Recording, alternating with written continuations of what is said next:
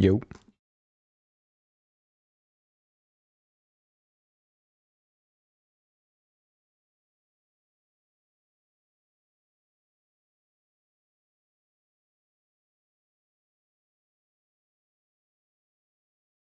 Alright, welcome back. Welcome back to another live stream over here on SCS Combat. Let's go. Come on. Alright, there we go. Sound all good. Welcome back. Good to be back. Like I said, nice little hour and a half, hour 40-minute break, and now we're back. And we are back for, and we're specifically back for Gamrot versus Salkilld, but we are here for the main card of UFC Vegas 120 going down. Well, right now I suppose. Steven Asplund, come on, the heavyweight goat. Let's go, what a guy. Gets it done. He gets the 29-20 unanimous decision win over Gamrot Pat. Drops Pat in the first. I think he dropped him twice. Then Asplund gets dropped bad. Then he survives, comes back. Then he head kicks Pat in the third. Busts him up, does loads of damage, gets him out of, or doesn't get him out of there. Nearly gets him out of there. Nearly standing guillotines him. And then gets the unanimous decision victory. You love to see it, man. Steven Asplund. What a guy. Come on.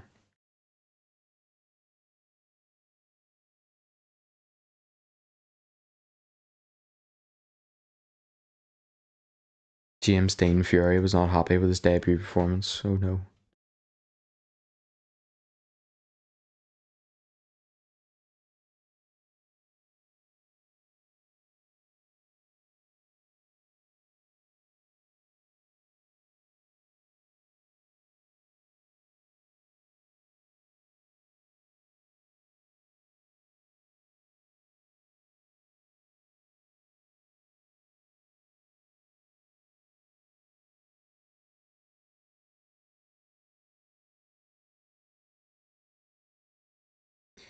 Do not understand the hate for Steve McKenna, or not hate, but like the disrespect towards Steve McKenna. Like,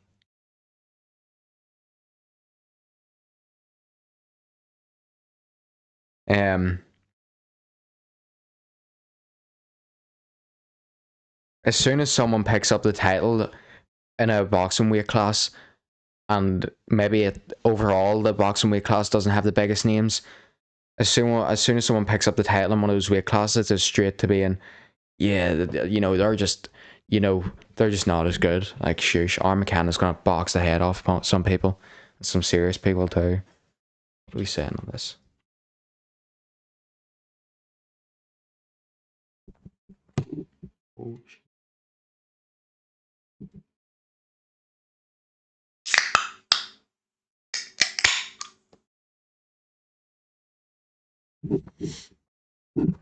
Oh, anyways, let's go.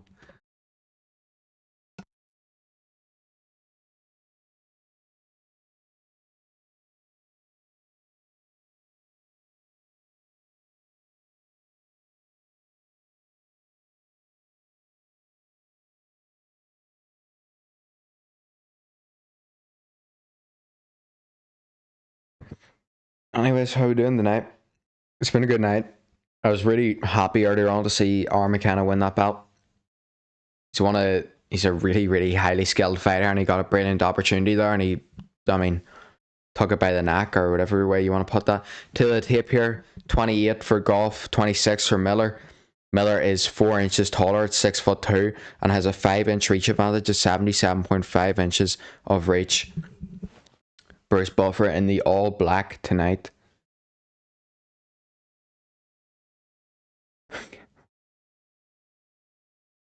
Daniel Dubois and the word neurodivergence or something in the same tweet is interesting. But I'll be honest, by the way, I know we're here for UFC, so I'm going to start talking it. This Apex is insane. Or not insane, but I'm really liking this compared to the old one. Like, I feel like even just looking at the screen, and then whenever I did have the volume on before I went live here, there's a lot more like atmosphere in that building than there used to be. So it's actually pretty cool. The new Apex, I like it. Ty Thriller Miller taking on Billy Ray Golf. Fair enough, Bruce got the triple barrel name. Billy Ray Golf is 9-4. He's 5'10", coming in at 170 pounds and a half. Let's go. He's the underdog here, though.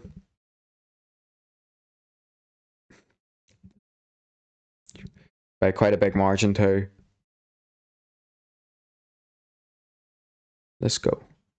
Referee in here tonight is Jason Herzog. Let's go. Oh, let's go. By the way, while I get this round timer ready, I notice the ring card girl presenting the ring card, obviously. Dana White said tonight that there's no ring card girls in Dublin because of the UK not letting them, saying that if there's ring card girls, there needs to be ring card boys, which I don't think I've seen before. There's a nice couple of shots already by Miller. I don't really know if he was just joking or not, or just straight up lying. Who knows? Because obviously Dublin is in Ireland and it's not in the UK, but who knows? I mean, there was no ring card girls before. Billy Ray Golf is going straight at Miller here. He's trying to put on the pressure already.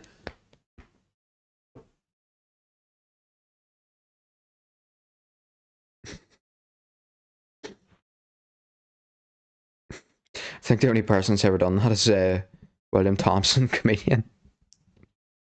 Comedians over here did a charity boxing event. He did that.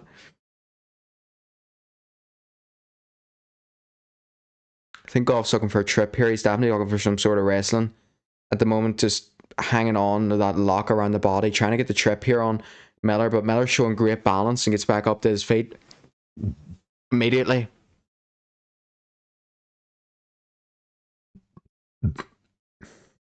Great shot there by Golf.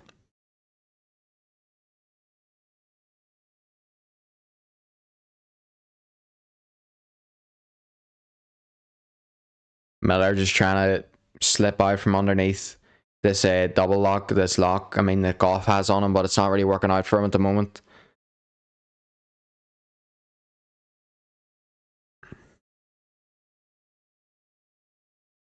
Golf again. Very explosive movements with this wrestling, this body lock, but there's a nice right hand from Golf. The size difference is crazy. Nice right hand over the top from Golf. Good head movement on the inside of that jab, and then throws his right hand over the outside. Gets it, lands it clean. Goes for it again, falls short that time. Nice job at hand there. Oh, huge head kick from Miller, but the head kick was caught by Golf, who falls down while trying to get this single leg.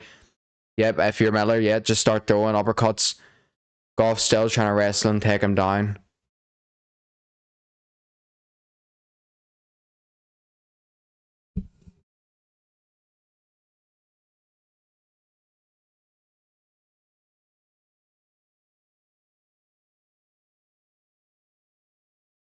He's got a nasty body lock, like he's literally just, that shit looks impossible to break right now.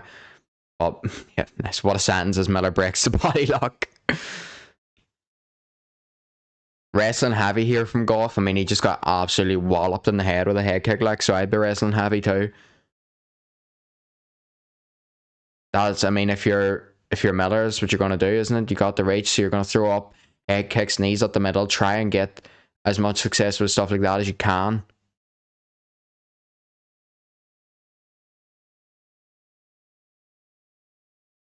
Because obviously Golf is trying to explode into wrestling exchanges here.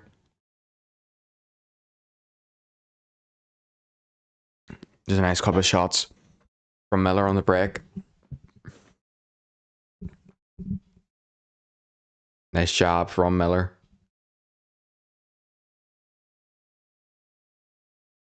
Miller's falling short even though he has the reach, which is crazy work, but nice uppercut on the inside and a right hook now for Miller.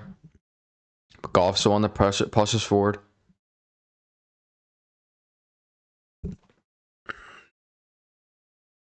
Starting to have some concerns about Miller because I seen that double leg attempt before he did, I'm pretty sure. That's not good, but back to the body lock in the clinch. I suppose his takedown defense and his balance and stuff's been really good in these situations for Miller, but Golf back in on that body lock. Knee to the body from Miller, who's going to separate here. You need to watch elbows, but they separate now. Head kick attempt again from Miller. Jab. I believe they both fell short there. Nice left hook over the top from Miller and a jab now and a left hook again on the inside. Goff thinks he's Ali here. He's even doing the footwork thing. Nice uppercut on the inside. Nice hook over the top from Miller. Nice jab now too.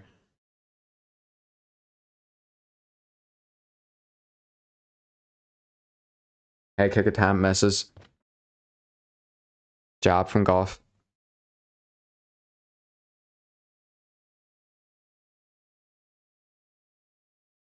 Knee up the middle for Miller. Overhand though from Goff, but gets caught a few times on the inside with the uppercuts and stuff.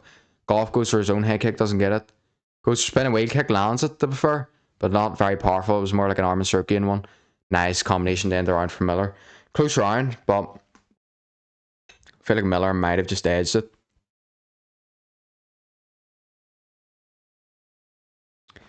Yeah, Andy Lee is good at commentator, but Max Kellerman, and I can't believe that I say this, but even at times Andre Ward are just Max Kellerman specifically is just stinking up the place. Like,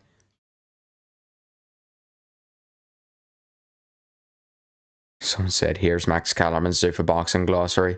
Aaron McKenna equals Terence Crawford. Callum Walsh equals Roy Jones Jr. Steve McKenna equals Aaron Barkey. And I know for a fact that he did say 2 of those. So that's funny.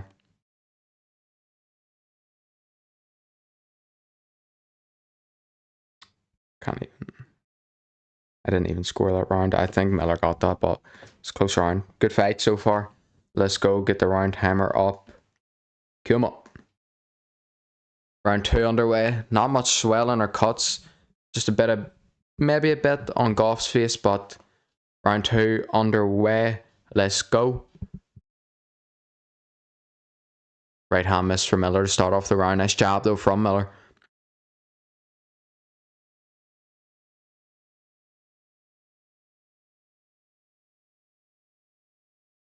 You're obviously looking to get those head kicks up again, but Goff's going to look to explode into those wrestling exchanges. There's a kick from Miller.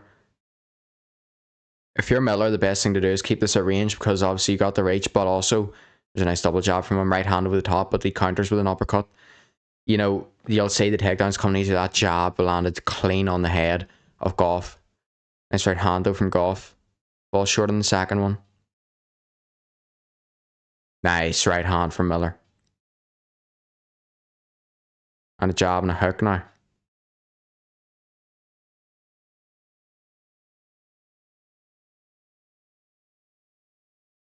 Head kick misses, goes to the body though.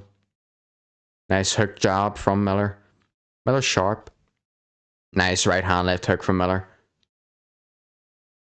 Nice right hand again from Miller. Jab there.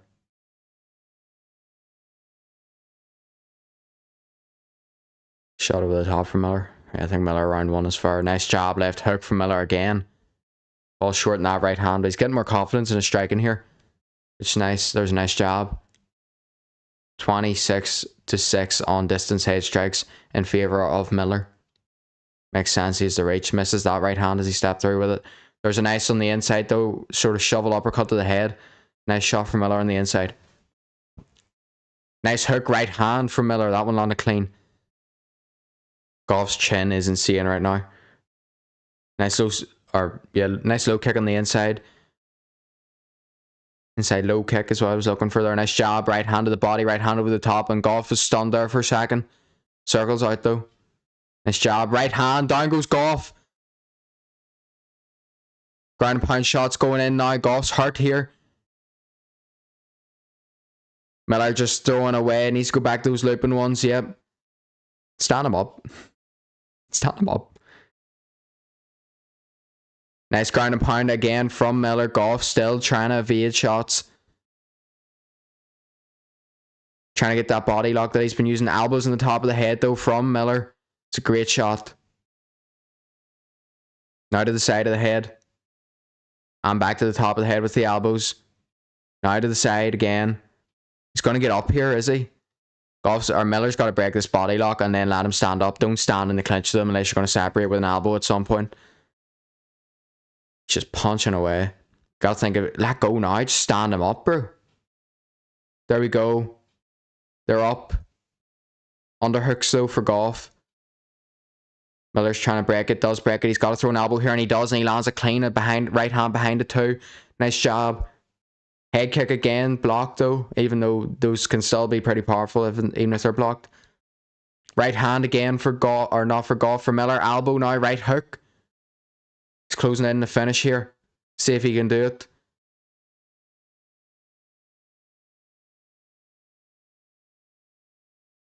Still a bit wobbly. There's a nice counter hook from Miller too.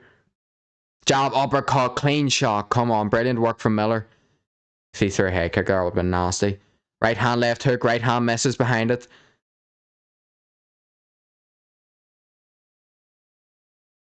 Come on. Nice right hand again from Miller. Misses that head kick. Spinning back fist attempt misses for Miller. Or not for Miller, for Goff. And Miller's got to jump on him here, and he is, and he's ripping to the body now with hooks. 59-9 on significant strikes in this round as he lands an uppercut and a left hook again. It's an absolute beat down in round 2 for Miller. Nice step in elbow there, and another right hand over the top, and Goff's very wobbly here. Nice uppercut misses though. Onto the body now from Miller. Right hook on the inside.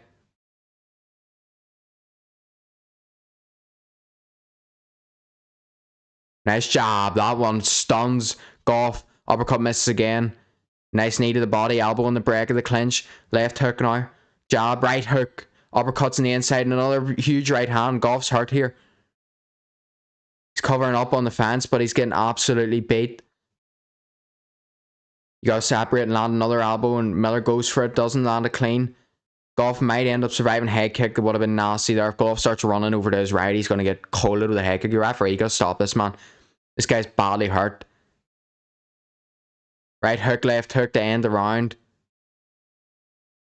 Miller, Goff's corner, or the referee, has got to stop this shit. He's getting beat badly. Even barely, you know, call that shit, man. This guy is literally barely staying upright in his stool, like.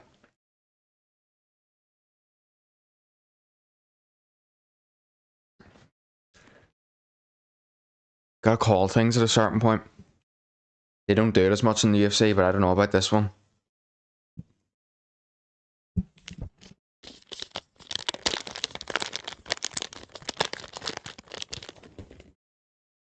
His coach is talking to him here. I don't know if they're going to let him go out or not.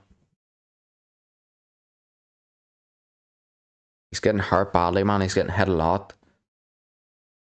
Still impact to the head, even if he's not going down. That's even worse. Gonna send him out. Very bad swelling over his eye as well. So again, can only happen once.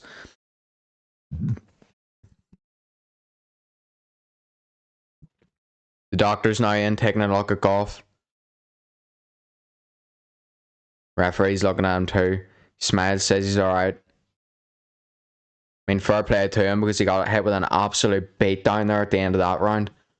He's coming out again. You got to think a couple of huge shots here from Miller's going to do the job though. If I'm him, I'm jabbing, and then we'll see what follows it. But the right hand or the shovel right hook is usually opening up, and he just a huge right hand. Stop it, ref! Stop it! Yeah, that's it. Flip me. How much do you want to let him take? Just the first big punch. Not even the first punch really. That third round, Miller explodes with a right hand, lands it flush. It just knocks Goff back into the cage, and he sort of just, I don't know, it was a bad ending there. I mean, like, there's an extent to the damage you let these guys take, surely.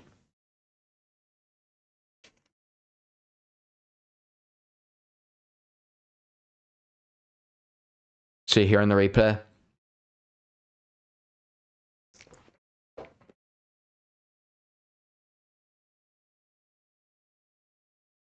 These are a few shots from earlier on, but here's a replay here. Bang. Nope. See the way he didn't finish him in the first round, guys, and he just finished him in the third there. There it is. Bang. Just a huge right hand. And Goff just sort of fell back into the cage, hit the cage hard, and then was about to go down. The referee sort of just stepped in then. Need to watch, man, with these stoppages. Man of the Year by Sam Barber playing here. Apparently, shout out Sam Barber.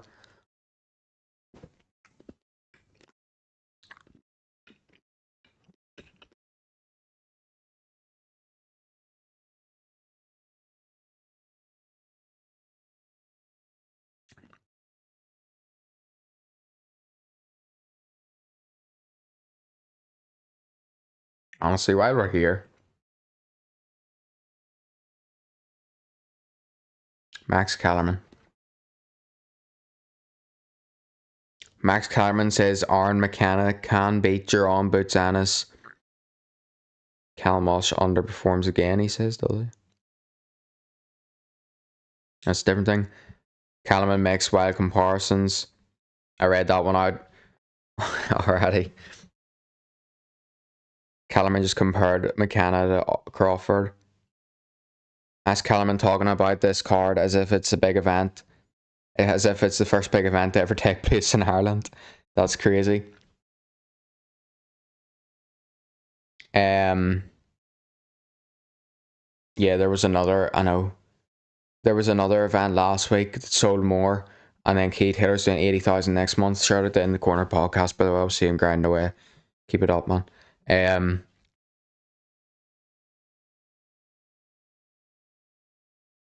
Kellerman on broadcast talking about how McKenna will go 4th or 5th in line for Adamas's title despite being Zuffa's world champion.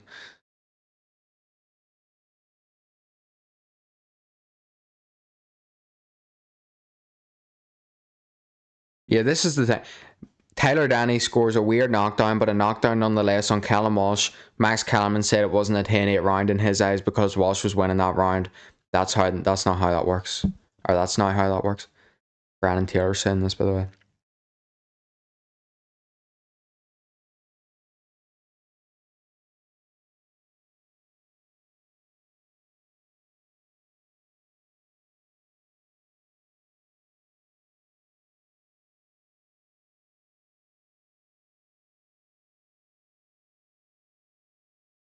Max Kellerman, he's fighting like a Glass Joe or a Pizza Pasta or somebody. He's fighting one of these Punch-Out characters. Yeah, I don't know what that one was, but pretty much Max Kellerman. Come on, man. And the guy's a legend of the game. Like, he's been doing this for so long. And he was in Rocky, was he not? And everything. But you gotta say it as it is. And like, I'm not claiming to be the flipping. Do you know what I mean? I'm not claiming that this isn't me going at him and then claiming that I'm from some sort of know-it-all commentator either. Do you know what I mean? We all get things wrong. We all say things wrong, and you know. But every time I see Kellerman, it's like, and I know the respect comes in because he's an absolute legend of the commentary game. But like these days, every time I see him, Richardson Hitchens is the next Mayweather. It's stuff like that there. Shades of Ali. Shades of Ali out there. But I don't even know. Otto Wallen's moving like a prime.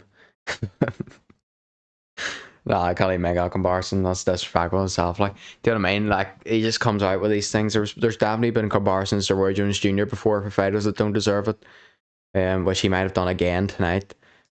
There's so many fighters. He's just like, no, his shot reminds me of, and he just name one of the greatest fighters ever, and he's commentating a Zuffa prelim card. Like, you generally have to sit there and look at him and go, what are you actually waffling about? And then, bear in mind, like I said, this guy's been here for so long, he was even in a Rocky movie. And he literally turns around on one of those Ring Inside episodes or whatever it's called and goes, yeah, well, you know, these days I think that we should add a division in between heavyweight and Bridgerweight because, our division in between heavyweight and cruiserweight because, you know, these bigger guys are just doing too good. And you're sitting there looking at him going, at that point in time when he says this stuff, by the way, the undisputed champion of the world is a man that come up from cruiserweight and was about 30 or 40 pounds smaller than one of the greatest heavyweights in Tyson Fury, who he still outboxed and beat despite the size advantage. Is Balamir going to be on Dana White's Contender Series? Alright, see how that goes. But I believe that's Frank Mir's daughter, isn't it? She's been, that's why it showed her. She was doing UFC BJJ there. Now she's going into the Dana White's Contender Series. Got to respect it. That could be a huge storyline there. But yeah, like, you just had to sit there and look at him and go, like, why do you say some of these things when they're just not true? Like, do you know what I mean? Kellerman is a legend of the commentary game. There's no denying it, but it's another one of those things where it's like, you just completely ignore not only the current situation, but the boxing history. You go the whole way back to Jack Dempsey when he beat Jess Willard. Willard was like 6'6", half a foot taller than Dempsey, like 50 pounds heavier than him. Dempsey went out there, knocked him down 7 times, broke his face, and got that win and become the heavyweight champion. And Dempsey probably weighed less than 200 pounds. Mike Tyson, Muhammad Ali, when he was younger, was a lot lighter before that suspension, and he come back to fight Frazier and stuff. You know, Callum and the pieces are, I don't know what's happening with you, man.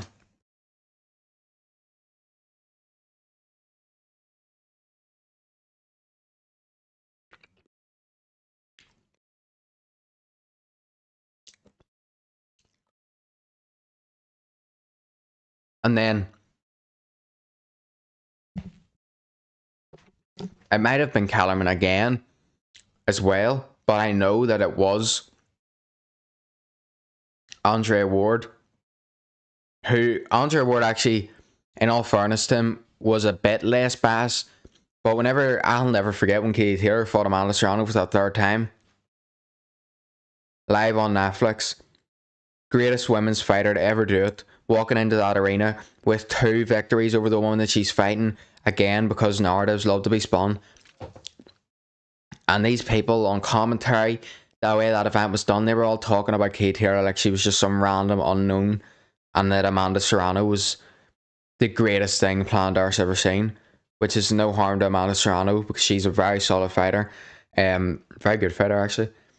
Best luck to her. I don't know if she's retiring soon as well. I know Katie retires next month. I think she said she's only got a couple more left, but she's an absolute legend too. She's got like 7 weight class world champion or something. Phenomenal fighter, but there's so many areas where like commentary these days is best, and I wish it wasn't. Because like even earlier on there was examples of it, and it's just like, I don't want to disrespect any fighters, but whenever Joe Ward was fighting in his fight, it was clear both men were very tired. And yes, Joe Ward was explosive still at points, but both men were very tired. And then they were all sitting there in commentary going, you know, well, it looks like Joe Ward's opponent just didn't train as much in this one. Now he's tired. Come on, man. Serious. Show some respect to the fighters.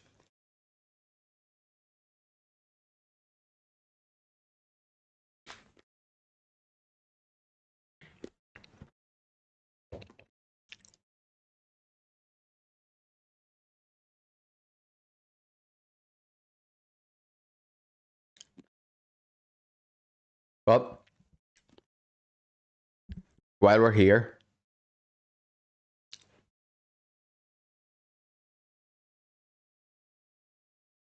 oh,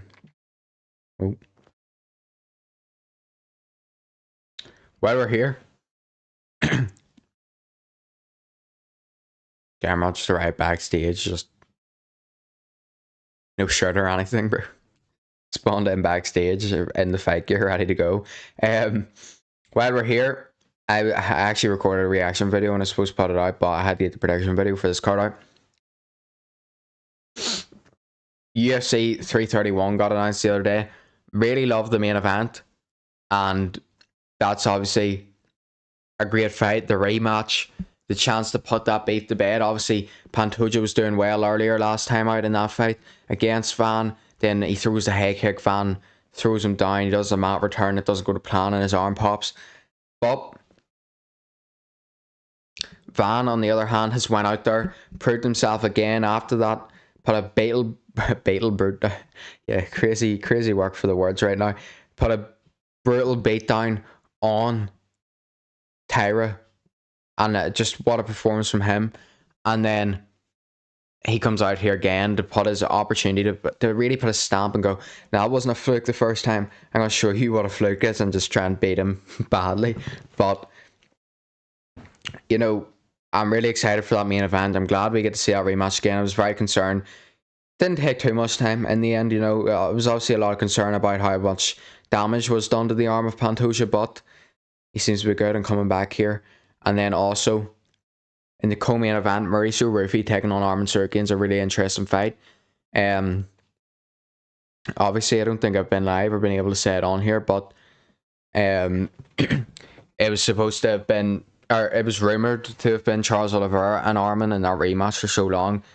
You know, you don't want to speculate or anything, but you gotta assume now that maybe Charles just doesn't feel up to taking a fight at the moment, which is 100% okay. I'm sure there'll be a, there'll be a bit of a divide, or not divide. There'll be a bit of a tough time for that whole shooter box team in general, and obviously, rest in peace to Alan Nascimento, because I mean that'll have an impact on that team. And if that is why Charles wasn't on this card, you just gotta allow him as much time as he needs, and we'll see it back. Do you know what I mean? No doubt about it. But Arman takes on Rufy. It's going to be a really good fight. But if you look at the BSD one, it hasn't been that long from that fight for Rufy. You gotta assume that Arman's going to win this one with his wrestling and his grappling. But you never know. Shot just might come through.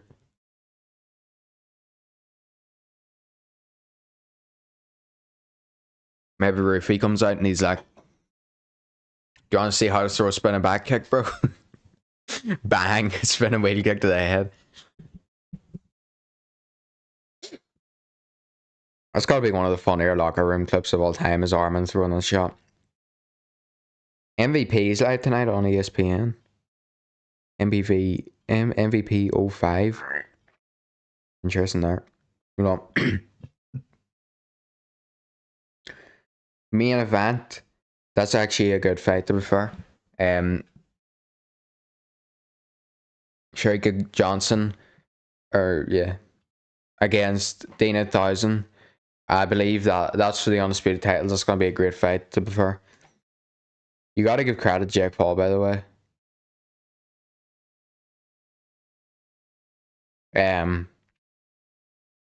He's actually pretty much changed the game when it comes to women's boxing, hasn't he? So you gotta respect that. He's grew the platform. He's grew the platform of so many women's fighters. It's insane.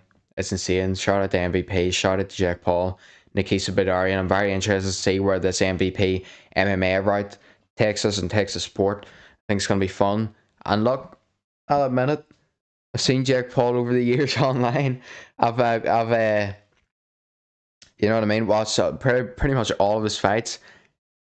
I'm not, don't know if I would call myself a fan these days. Like, not necessarily like he makes many videos anymore, but I love what he's doing with MVP W, I believe it's called, and MVP MMA. I'd like to see where this goes. I know Paul's still in the PFL. If that crosses over, Paul comes back next year.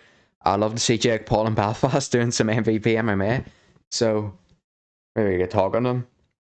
Covered a PFL event before. It was great, by the way. I know a lot of people sort of look at PFL as, I don't know, like second to the UFC, which it obviously is to prefer numbers. But when I was in Belfast, it was a Thursday night at like 1 a.m., 2 a.m., and the place was like pretty well sold. It was like 3/4 or near enough. Like, it wasn't the full arena, but it was a great capacity for the PFL on that date and that time.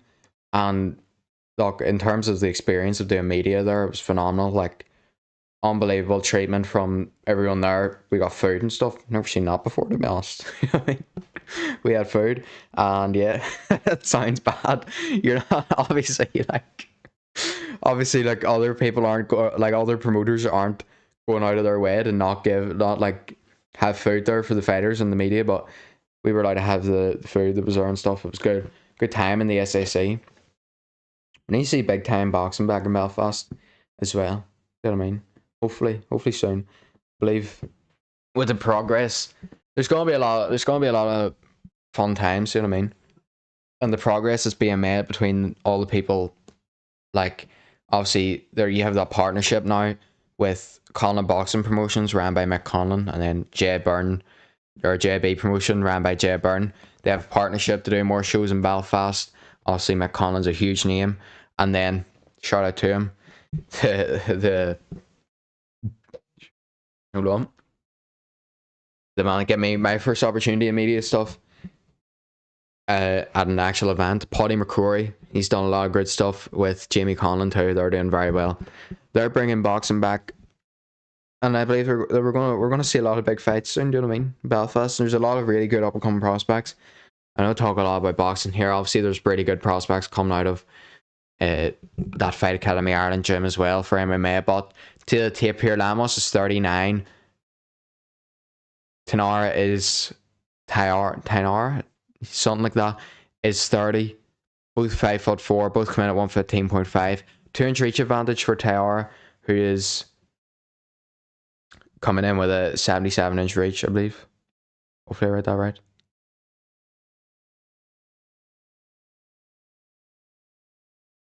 But boxing's doing well in Belfast, Scott. It's good to see.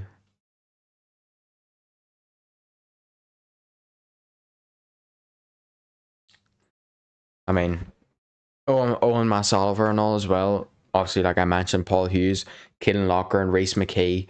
So many great MMA fighters coming out of Ireland now too. Ian Gary's fighting Islam Makhachev for the world title next weekend, for what could potentially be the funniest thing mankind has ever seen in this sport, because just the divide between those two fan bases, and the divide that Ian Gary's causing between the general fan base and himself. If he wins, it would be the funniest shit ever. I'm not gonna lie, it would genuinely be hilarious, and I want to see it happen.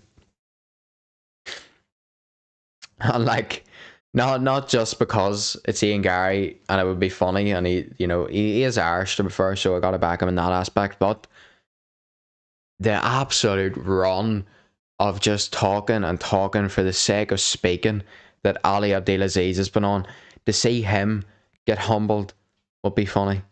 So, well, because he talks like he's one of the fighters, so that'd be fun.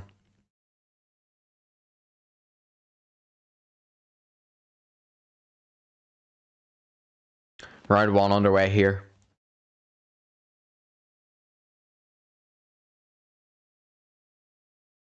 I'm seeing a lot of tweets while I'm scrolling through Twitter, by the way, in between like fights and me speaking and stuff. There's a nice leg kick for Tayar. Um, you know, about the corner of Goff, that like, I agree, that should have been stopped in the corner at the end of the second. I have no clue why. MMA, it's so reluctant to throw the towel in if you're a corner. He wasn't safe to continue, he wasn't right to continue, and that became clear, didn't it? So he's sent him back out, and that's what happened.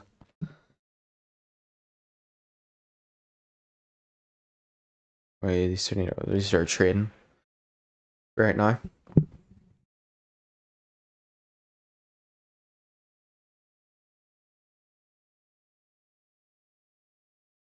Nice inside low kick from Tower. Or I'm saying her name wrong, by the way. I apologize. So I haven't necessarily got the pronunciation down, and yeah, I don't want to mess it up really bad, so I'm just sticking with something that sort of flows off the tongue, rolls off the tongue easily right now. But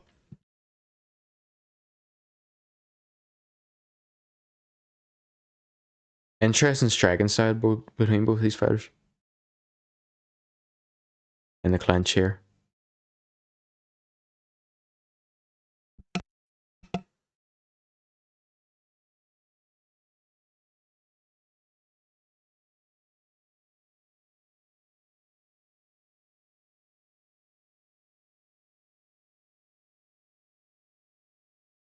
Knee to the body, couple of knees to the body now, back to the thigh with the knees from Tower.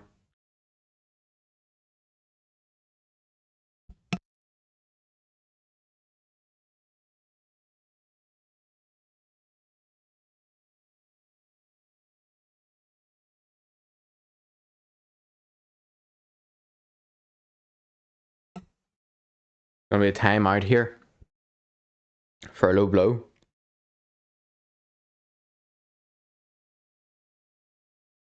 Interesting. See here on the replay, knee. Yeah, that's low. Lemos, timeout. Hit with a low blow, so she was, so. Gotta get the translator in here. That's pretty clean hairstyle there, to be fair there. To be fair to Tyar. Mixing things up there.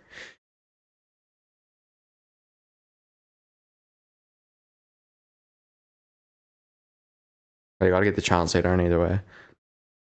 He must love that job, by the way.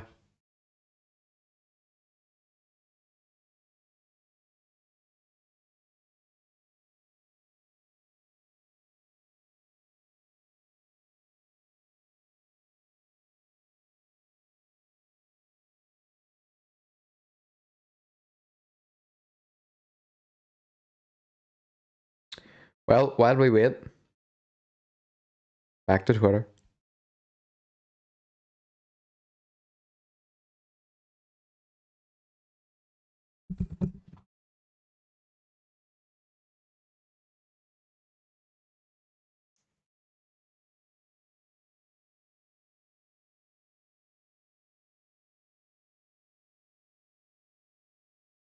Today's news on Twitter. Dana White blames UK rules for no ring card curls in Dublin.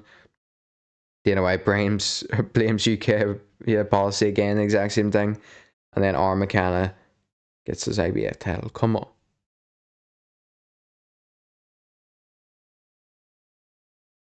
Dustin Poirier is. Oh, Dustin Poirier, boy. What a. I mean. This is sitting there. You're just sitting there scrolling and you're like, yeah, he hasn't done it again, has he? You click on the clip. A lot of people aren't mentioning how, you know, the shorts saved arm in there. The shorts saved him. What would have happened if there was no shorts? Oh no, what a question from Weidman. What a layup. Alley-oop for the absolute poetry from the poet himself. Like, it's just. She's clapped Betty with tap. That was an unbelievable one from Poirier. Like, how do you even come up with that in this spot? I do not know. Oh, a huge left hook from Tyar. We're back on the way with this one. They're just, these two are just swinging it out. What a quote from Dustin Poirier, though. He's back at it with, like, he's had a few quotes over the last couple of weeks, to be fair. What a quote that was, though. This is like a dog fight, this one. I'm not gonna lie, it's very scrappy. Which you love to see.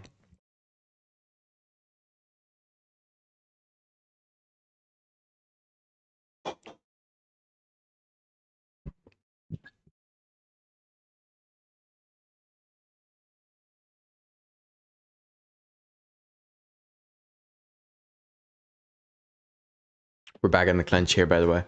There's not much happening, like, right now. But whenever they're at range and they're striking, it's actually a really good fight. They're just swinging for each other. So hopefully we see that again.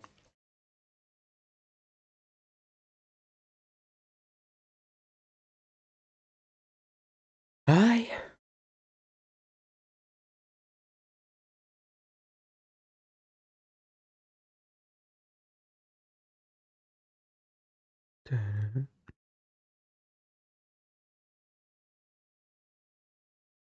Tainara is just trying to work the clinch, work the knees on the inside, which he was doing to before in the clinch before the low blow happened. But yeah.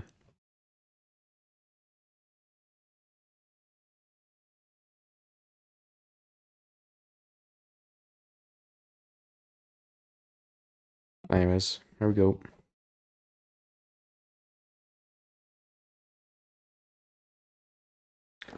In other news, new Spider-Man's out. That was pretty good. Pretty good movie.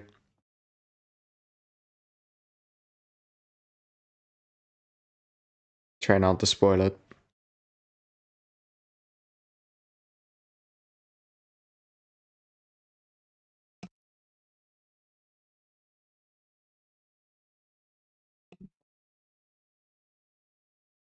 Is there everything on tonight? Boxing earlier on. Then UFC now. UFC Vegas 120. Then you have MVPW 05 for Johnson and Thousand. And then BKFC is on too. Damn. Oh, let's not do that. Alright, here we go. Just the second round. 1-2 from Lemos. Nice body. She got like a weird way of throwing that front kick, but it's sharp, Lemos. Straight to the body.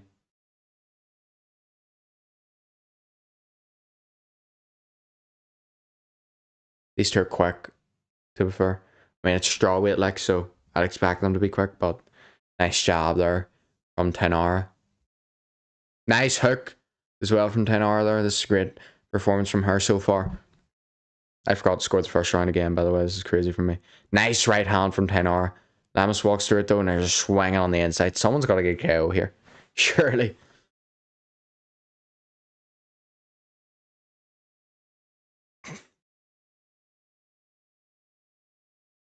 Overhand misses for Tenara. Nice inside low kick from her though. And outside low kick now. Now, I meant. Nice straight though from Lamos.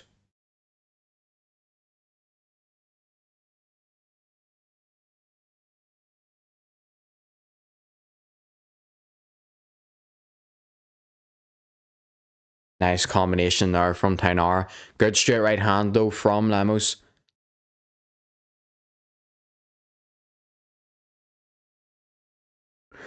I gotta hop on Threads at some point in time, try and get myself in that broadcast, honestly.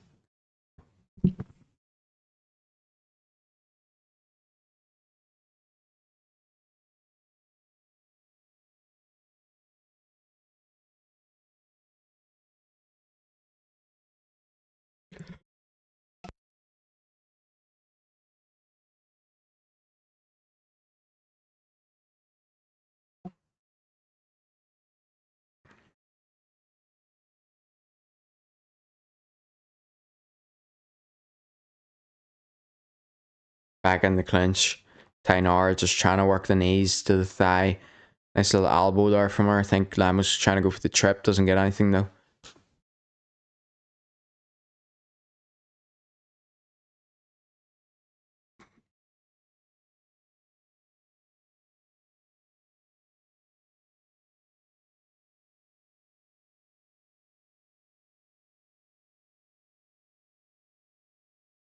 Back at range here.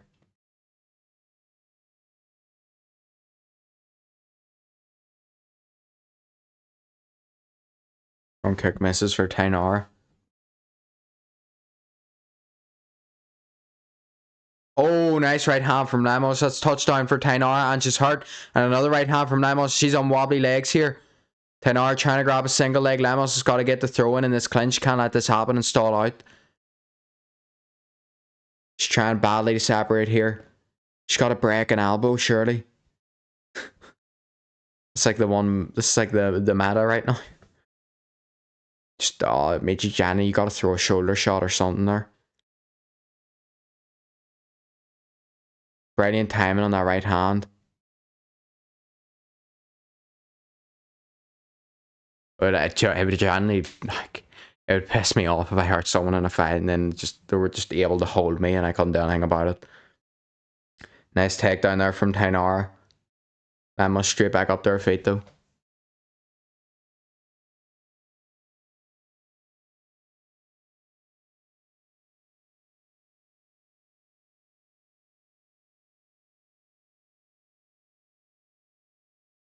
Now Tainara is throwing in loads of hammer fists, but Lemos is just throwing back, and I believe there's a cut above the eye of Tainara too.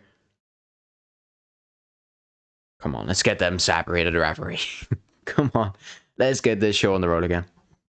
Well, it's cut above the eye of Lemos actually.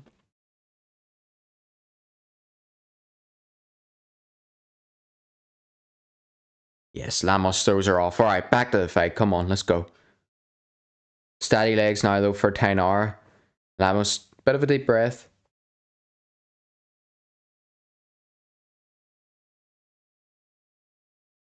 Nice strong kick to the body from Lamos again. Outside low kick though from Tainara and another one on the inside. Those are working really well for her, to be honest. Nice job and a huge right hand for her now. And another one for Lamos. Back into the clinch. Takedown successful for Tainara to end the round. Now she's going to try and throw some elbows. Alright, there we go. End of the round. I don't know how to score that one, to be honest. Good fight though so far.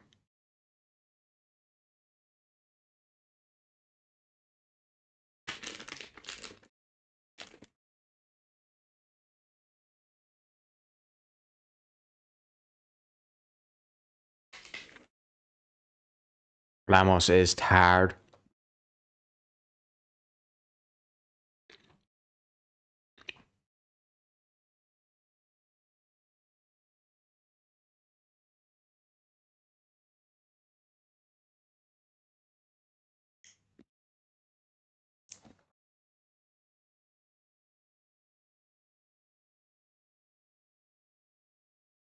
Aye.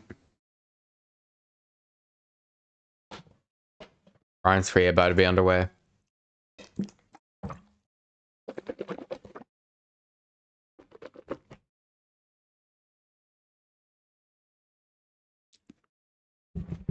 Ian Gary to come through with the most generational upset over one of the best fighters ever, arguably in his prime.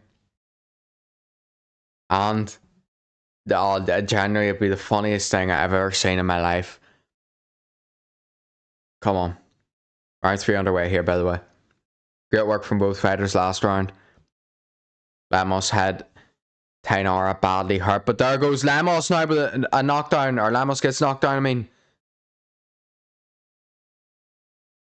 Brilliant timed left hook from Tainara, and the low leg kicks are doing really well for her too.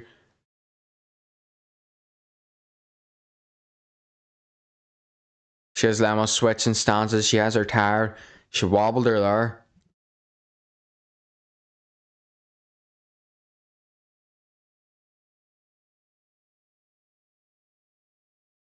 Huge right hand for Tainara again. And the left hook. She has that like Dustin Poirier guard where she like puts one hand up like it's a Philly shell, but then the other one is more of her elbow pointing out.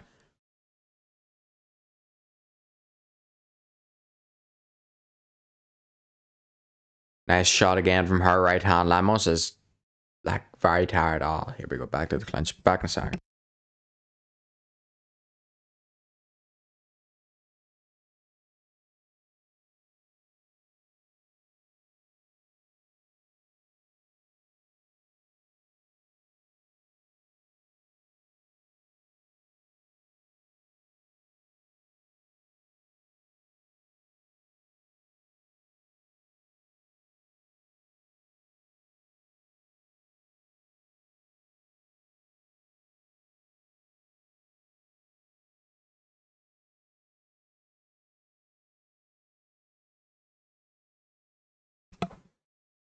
So I had to go and grab something there, but we're still in the clinch. Let's go. Come on.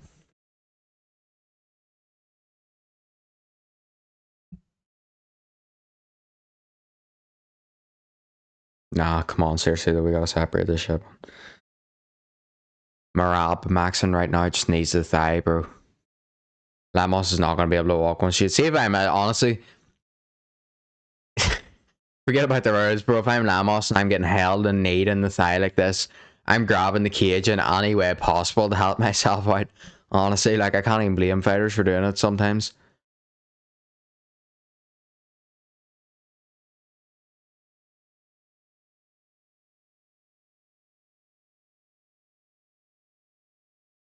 Lamos gets an underhook. Gets a she doesn't get the other one. Turns the clinch around. She's just got to land something big off the break, or like her legs are fried. So I don't even know if the power will be there in the punches anymore. She gets tripped. Into half guard now for Tainara. He's maybe gonna seek a finish here. Not gonna lie, the camera angle's not doing a good job right now, but nice hammer fist here from Tainara.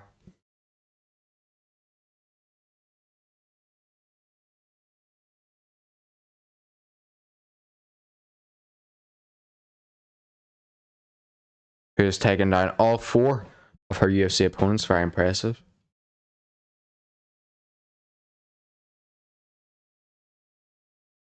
As we're sitting right now, it's either 29-28 or 30-27, by the way, to Tainara.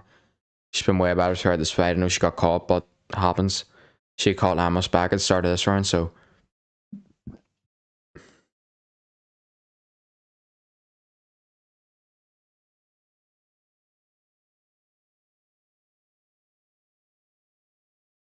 nice hammer fist there. Lamos separates. Good uppercut though from Tainara. That was a sneaky one, but she got it through when the clinch separated. Lamos is racked here. She's doing all this, waving her arms about and all. Nice inside or outside low kick for Tainara, who's hyper compared to Lamos, who looks like there's not much left in the tank.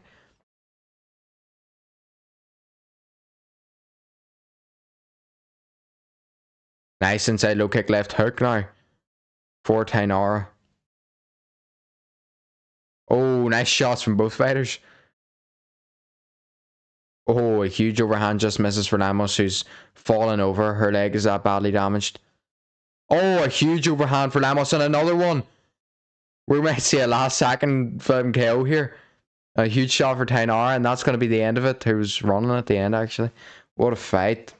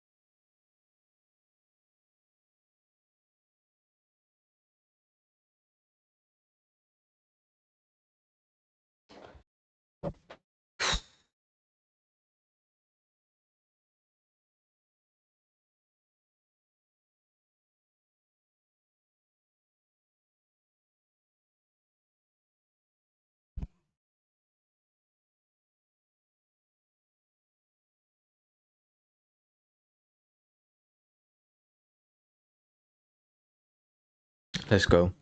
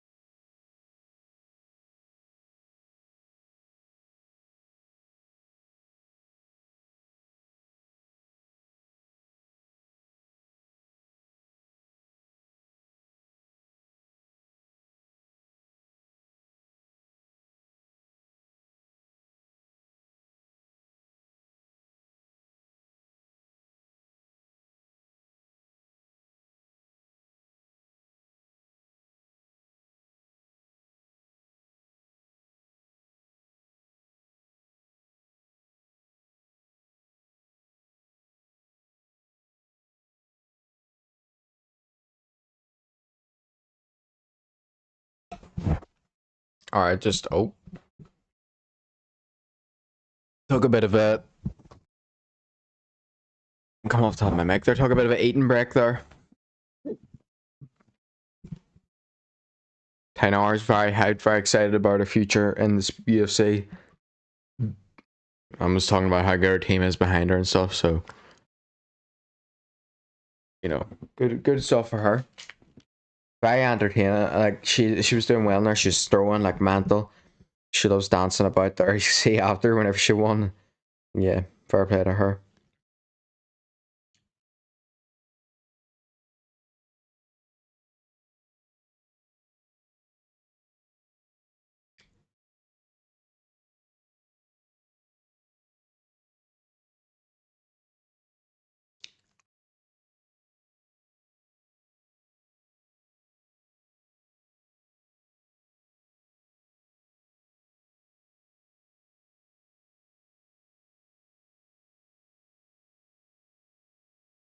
If the corner devices run away from your opponent, you should probably just call the fight. Yeah, fair enough.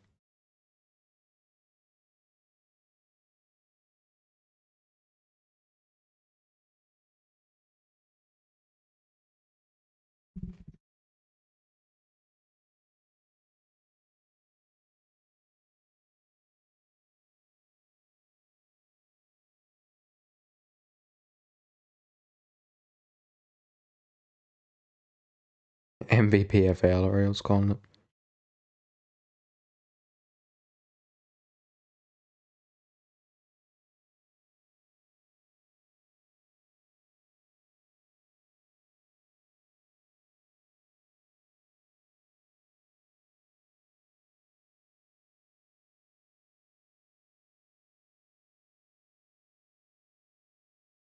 Honest, there's nothing happening. There's nothing happening on Twitter. There's nothing happening from earlier on that I haven't talked about already. Nothing happening in these fights. There's no controversy. I've got nothing left to say. So we're just gonna chill out for a minute because this is oh well, there it is. The full UFC 330 main card.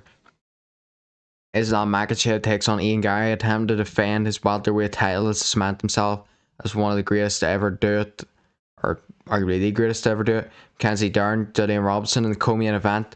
Charles Johnson takes on Jose Ochoa, sorry. Mansour Abdul Malik takes on Dustin, and it's not Poirier, and then it cuts away.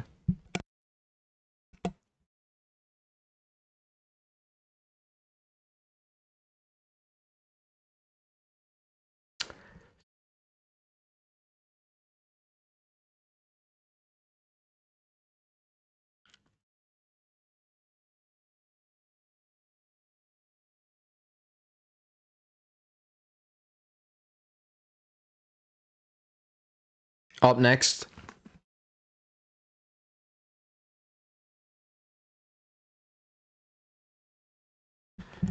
darn the damage. Elkins returns for his last fight in the UFC's last fight in MMA. I believe he said he's going to retire at this one. He is a plus 600 underdog though against Yadir Davale, who by the sounds of it is going to absolutely annihilate him. But in the co-main event, then Diego Ferreira takes on Billy Quarantillo. That's going to be a solid fight probably, and then obviously the main event is what we're all here for. Let's be honest, Gamrot versus Salkilld. That's going to be a phenomenal fight. But Darren the Damage Elkins, you've definitely seen him before. Fair play at him. He's had a good career. Been in UFC for a long time. Balamir is 4-0. She's taking on 3-1. It's going to be a good fight. For Dana White's contender series is back, which is going to be fun. Darren Elkins going for UFC win 20. The most UFC wins in history of the promotion is Derek Lewis at 20, Michael Bisping at 20, GSP at 20 as well. Same amount of wins as GSP. That'll be crazy. I mean, he's a very happy underdog here. Like, but Damian Maia, RDA had 21, Damian Maia 22, Poirier 22, Jones 22, Arlovsky 23, Cerrone 23. Holloway and Magny both at 24, and then the two remainders are Charles Oliver at 25, and in your number one spot is Jim Miller with 28 fights, which is crazy. But fair play.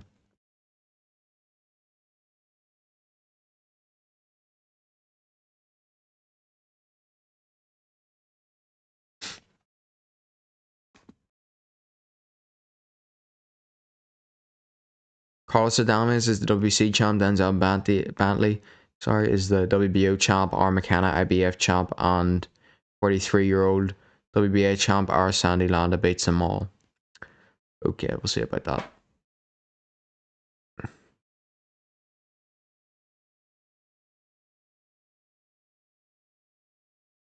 Disrespect by shit's insane. Adames is a very good boxer. R. McKenna is a very, very good boxer, and so is Denzel Bentley. And people just sit here and talk like they're nothing because they're American, or because they're not American. Let's be honest. That's what it is most of the time.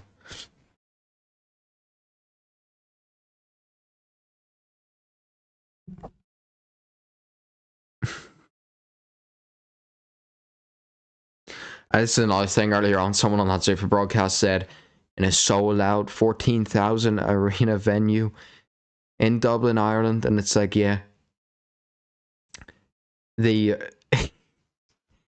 venue that only holds 13,000, by the way, apparently now that Zuffa is there, has 14,000 in it, and you can clearly see that the second tier of seating isn't even open, and that the upper row isn't even there, and it just says Zuffa and the brick wall is up. Like, what a load of, like, there was like 5k people there max. They're not doing anything revolutionary, but Mark Wasserman did the same thing with Mick Conlon. Do you know what I mean? They need to stop. Like, Zuffa's good, they're a decent promotion, they're do you know what I mean? They're getting there. Stop acting like they're the greatest thing of all time just because you're on their broadcast or something. And Queensbury did more seats in there last week. They sold it out with Pierce O'Leary. I'm pretty sure I got close to doing it fully.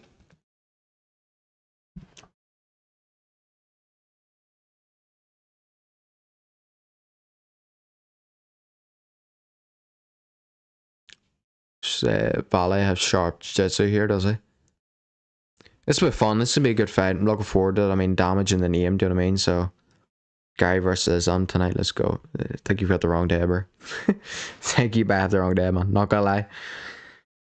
He's gonna be disappointed, isn't he? He's gonna be disappointed whenever whenever he gets Darn the Damage Alkins out here instead. Longest women's win streaks at strawweight. Got Fatima Klein at 4, Denise Gomez at 4, Alexia Tainara at 4, Gillian Robson at 5, and Zhang Wei Li at 5 as well. What a fighter, man.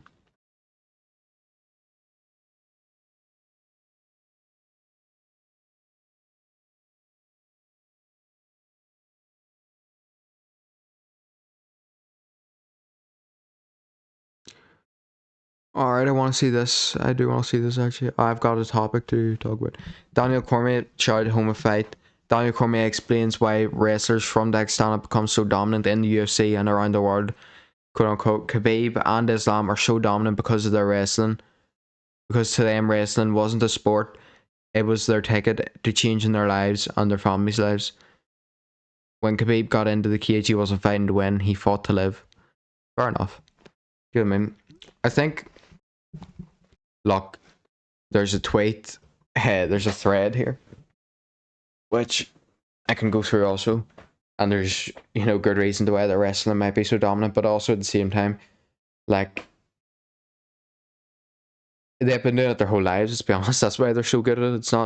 It's not because it's their ticket to change their life, or, you know, it is, obviously it is at the same time, and, you know, the fight to live there, as DC was saying, but also, every day, wake up, wrestle, wake up, wrestle. I believe it was Demetrius Johnson and Daniel Cormier on the podcast, and they were discussing, like, you know, you get put into combat sports at a young age, wrestling at a young age, and then if you're better at this, you get put into sambo. If you get better at that, you get put into this style of wrestling, and then you go from there.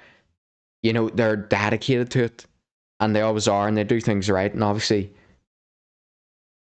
yeah, I mean, they're from, I don't know what I'm saying here. Obviously, where they're from, they're all, you know what I mean, where you've got Team Khabib, you got Islam, you got a lot of people, and a lot of them just train, come up from the same roots, and that's why there's so many people doing so well with their wrestling now. Dagestan's produced a lot of good wrestlers, so it has. I want to see if I just like this to Islam Makhachev. This is from Andy Hickey MMA on Twitter. I believe he's a anyways. Islam Makhachev will return to defend his welterweight title at UFC 330. Following thread takes a look at high-profile Russian MMA fighters who failed drug tests while competing. Now, obviously, we're waiting for this next fight to start. Number 1, Rizvan Kuniev, suspended for a year. He's now in the UFC. Image of him with Khabib. Number 2, Mavlid Kabukiev. He got suspended for a year. Also a PFL fighter alongside Khabib. Zabara Tokogov, suspended for 2 years. Also pictured with Khabib. Usman Nurmagomedov, also pictured with Khabib. Also PFL fighter. Also didn't beat, should have lost to Paul Hughes. Alexander Shabeli, 6 month suspension. Dmitry Smolyakov, 2 year suspension. This guy right here, I know you can't see him, but Ivan, hold on, tail the tape here. Darren Elkins is 42 years old. He is 30, or Del Valle is 30. 1 inch height advantage for Elkins, 5'10", and a 2 inch reach advantage for him at 71 inches of reach. If you put in Ivan Shatayrov, maybe that's it, or Shataykov, something like that. If you put that into your Google, you'll understand why he was suspended for drugs. 2 year suspension. Maribek Taimov, 6 month suspension, pictured in the UFC. Azamat Mirzakhanov, UFC fighter again. Rolsan Magomedov, failed so many tests at the UFC that you sat abandoned for life. Khalid Murtazaliev, 1 UFC fight, 1 failed drug test, 2 year suspension. Abdul Karim Adilov, 15 month suspension. Alexander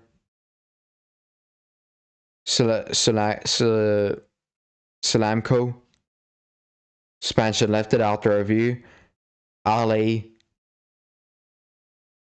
something, 1 year suspension. And then lastly, Islam Makhachev, officially flagged by USADA, but then later investigated medical reason, and that was no suspension, and he got cleared.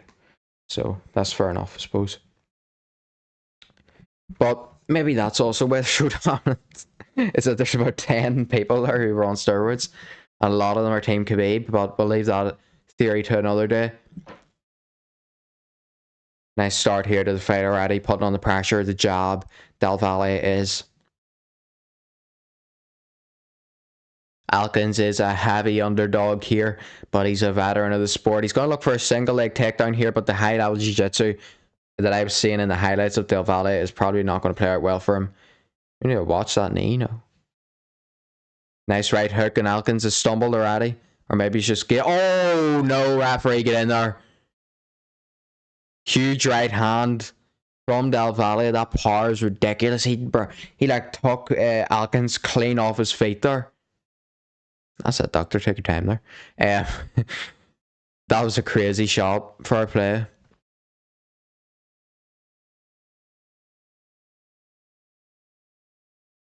Elkins obviously not going to be happy to go out like that. What a shot from Del Valle.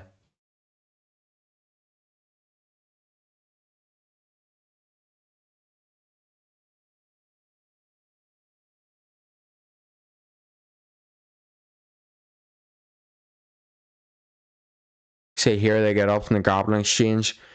He wobbles Elkins and then he goes in straight left. It's not even, it's a looping hook to the head of the left.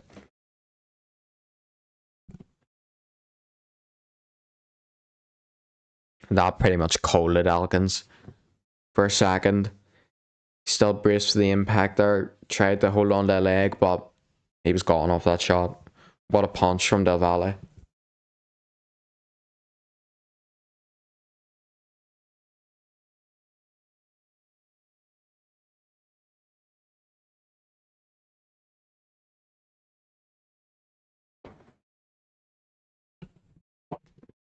The only ranked fighters are the main and the co-main on UFC 330. It's the same here. There's been 2 ranked fights in this main card, which is insane.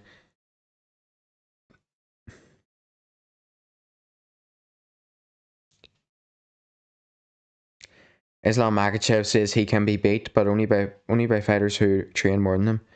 Fighters can beat me, you know, but who can beat me?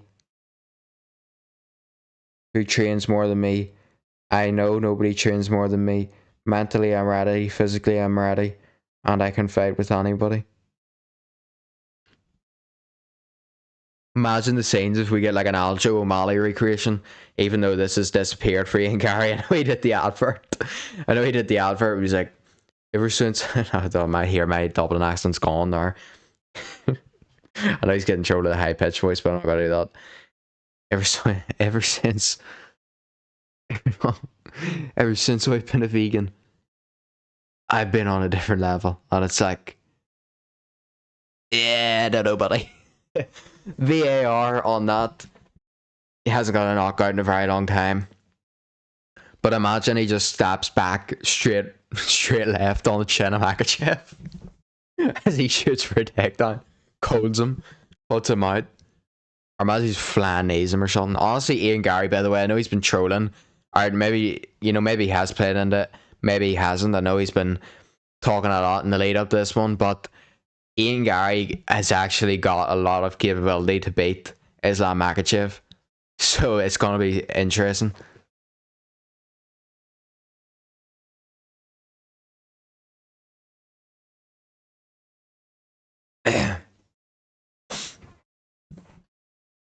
Shout out to Darren Elkins, by the way, who's going to hang up the gloves here.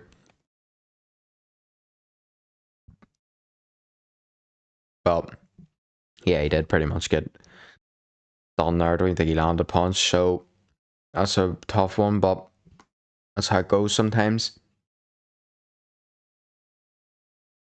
Did he land a shot? Oh, he didn't. 5 shots all together, all landed by Del Valle.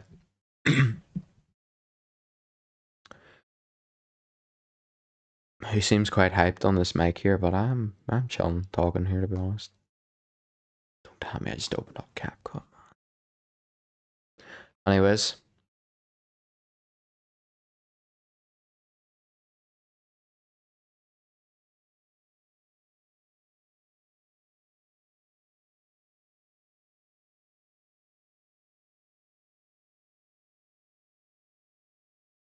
That's only Alkins warming up. Had him exactly where he wanted. Okay.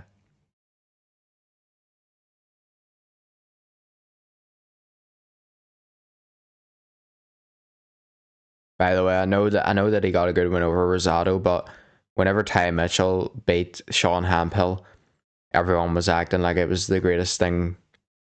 You know, like it's obviously a very good win compared to the stat. It's a good step up from Misfits, and he was like a WBA top 15 maybe fighter or something, or a ranked WBA fighter. He had a belt, but everyone was like making a big deal out of it. And then Sean Hemphill went out again against Kraus, who's a very good prospect in boxing, and he got absolutely annihilated in 60 seconds. So,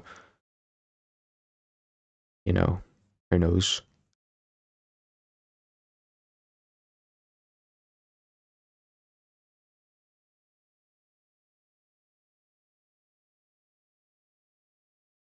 A fan at the Meta Apex. It's got a custom Poirier shirt of like Poirier posed up from the video of the airport. Like an album cover. That's insane.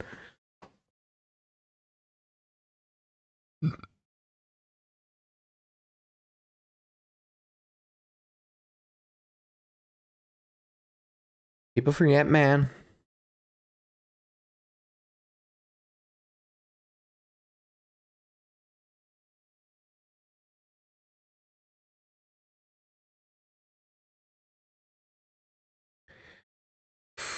What are we saying here?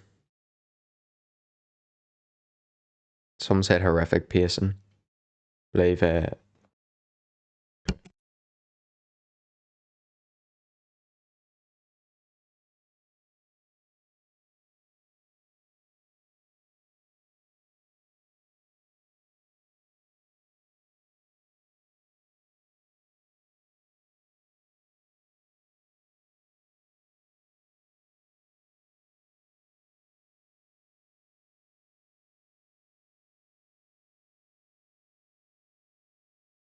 Great win for Del Valle there.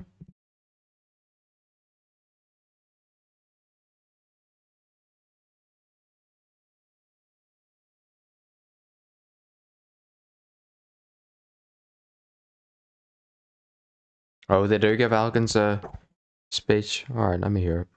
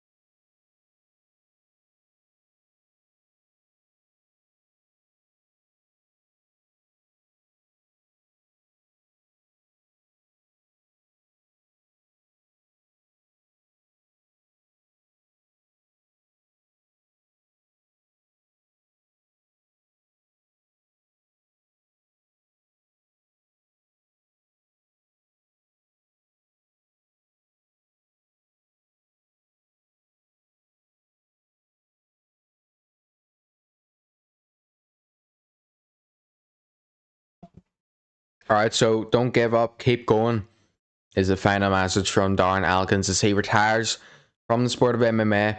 Congratulations to him on a very long career in the UFC. Oh.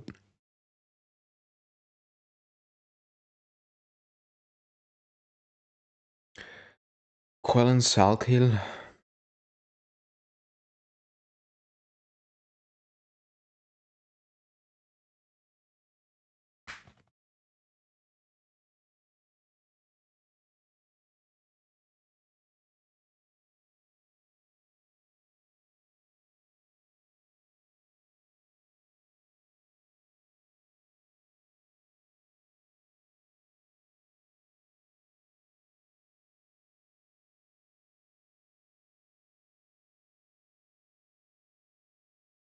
After 10 fights, shout out to Jedi Goodman, by the way, but after 10 fights, the favourites are 9-1.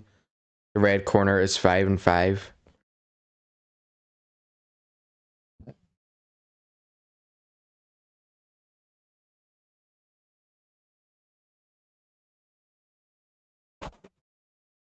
I just got baited. I thought they were announcing a UFC Ireland there. Islam Makhachev is one of the ones that jumped in the cage after Connor fought Khabib, by the way, isn't he? And punched him. And got punched back. But UFC's doing like a time capsule thing here, are they? See my video on Khabib already. Managed to. I wasn't even rage baiting, it's true information, but Khabib is not top 5 greatest ever, and I will stand on that hill for a very long time. Jones, undoubtedly better than him. Mighty Mouse, undoubtedly better than him. Anderson Silva, undoubtedly better than him. Islam Makhachev, undoubtedly better than him. And George St. Pierre are undoubtedly better than him. There's 5 fighters already that are better than him. Then you seen the debates that I was given in the video. People like Marab, more title defenses. Pantoja, more title defenses. Khabib doesn't have the depth. Ian Gary just baiting him would absolutely be hilarious, I'm not gonna lie. It would be about right. I mean, everyone talks like obviously Islam's a different level to Usman, and Paul might honestly be a better fighter than Ian Gary, but What a joke that was. What a joke those two fights were. Do you know what I mean? You go out there, everyone, oh, you know, Khabib beat Conor. And like acting like all you ever hear, Khabib beat Conor. Khabib, the fan base of the Dagestani fans, every single time, Khabib beat Conor, Khabib beat Conor, like it's the greatest win anyone's ever had. Conor's lost 7 times, by the way. That was another point in my video. Like people are acting like Dustin Poirier has come through with breakthrough revolutionary, or not Dustin Poirier. Khabib had like breakthrough revolutionary wins, when realistically, Dustin Poirier has lost 10 times. Conor McGregor has lost 7 times, and Justin Gaethje has lost 5 times. It's not like he beat anyone special in that, or not that they're not special fighters. Obviously, they're great fighters, but it's not like he had some undefeated phenom coming up and beat him. Like, I don't even know. We're not getting into that debate, but the humble needs to happen, and Ian Gary being the one to do it, being seen. I mean, Paul Hughes. The fact that Paul Hughes never got one of those decisions over Usman Nurmagomedov just shows how unfair that fight was, being where it was. You know, I believe on fair ground, on fair soil, that Paul Hughes would have at least 1 win over Usman Nurmagomedov, if not 2. But it's alright. We'll get it. We'll get our one. If it might 3-0 to Dagestan right now, but hopefully by the end of next weekend, it's not.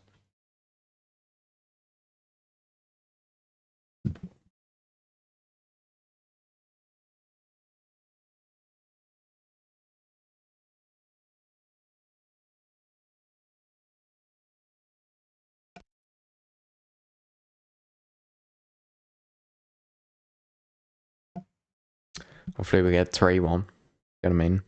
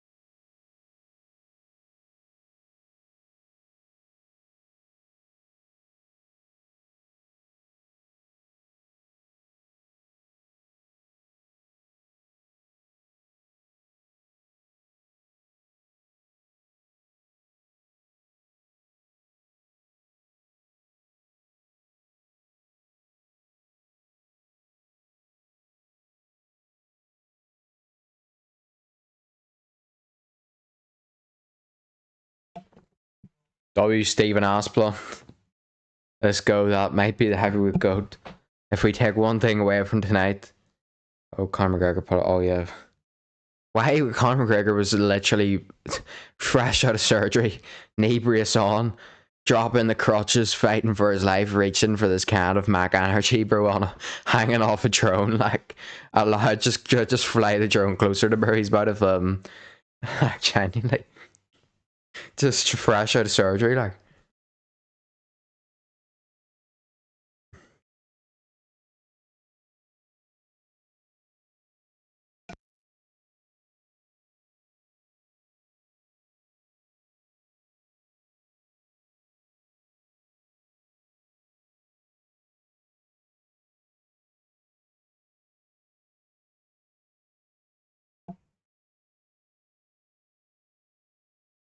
Maybe not today, maybe not tomorrow, maybe not next weekend either.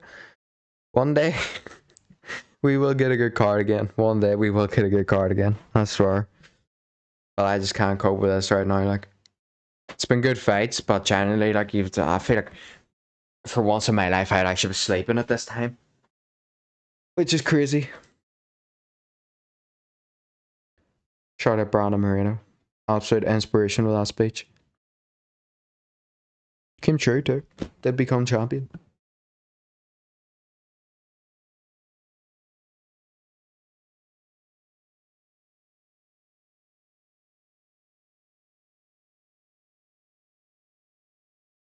Ryan Garcia and Conor Bain's going to be a good fight.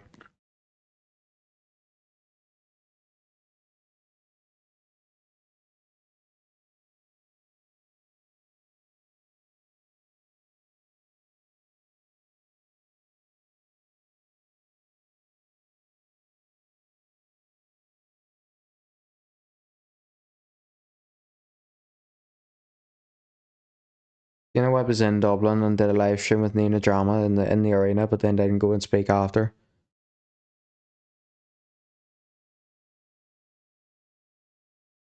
to the press, to the media.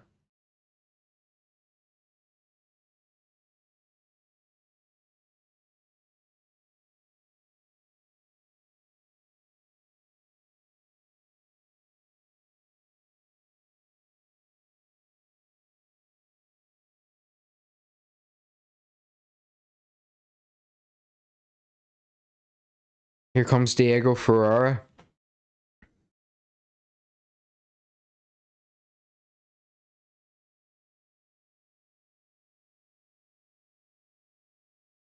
By the way, you see in the Tommy McMillan is apparently going to be fighting on UFC Notch against Marwan Rahiki. What a fight. What an absolute war that's going to be. Not even like, that's insane. So, I'm hyped up for that one. What is that?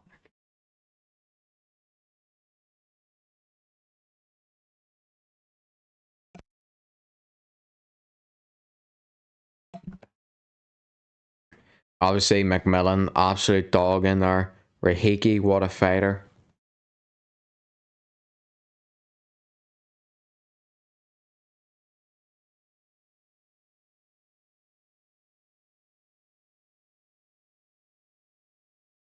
Oh, you're cooked. Yeah, by the way, I've got an idea which I'm gonna try and get into fruition, but while we're on the topic of gaming here, scrolling on TikTok, I seen Spade and Kai Cenat are doing a what are they trying to beat Minecraft hardcore, and they're trying to beat it. Obviously, you can't die, and you have to start all over again. And they're also trying to beat every like boss fight in the game, which I mean, they insta died to the warden. I don't know. I seen them explain some weird way they were going to do it. I know we're talking about UFC here, but they said like, oh, if it goes past the 10-day limit, then we can do one boss at a time in one world at a time. And it's like, yeah, buddy, okay. Your best chance to do it is to go straight for the Ender Dragon, obviously, to get everything geared up to go to do that. And then if you do that, use all the same stuff to go and fight all the other bosses that they're going to try and beat. But I think it's going to take them a very long time, not gonna lie, because yeah, Spade couldn't beat it Skeleton in a fight, and yeah, neither could Case and Nats. It's going to be a long day for them.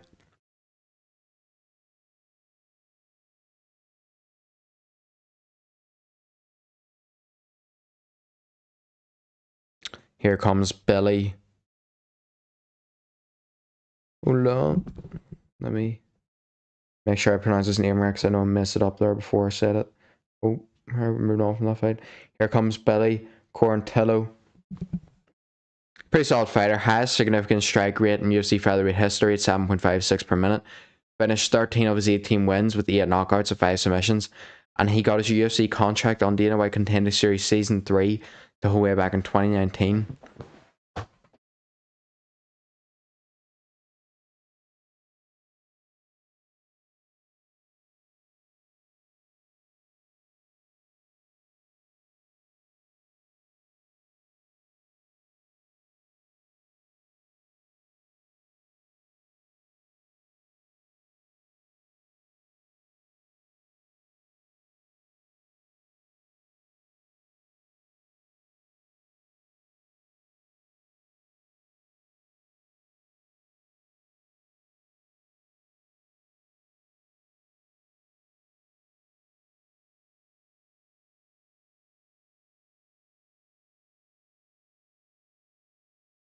Is this still it or no?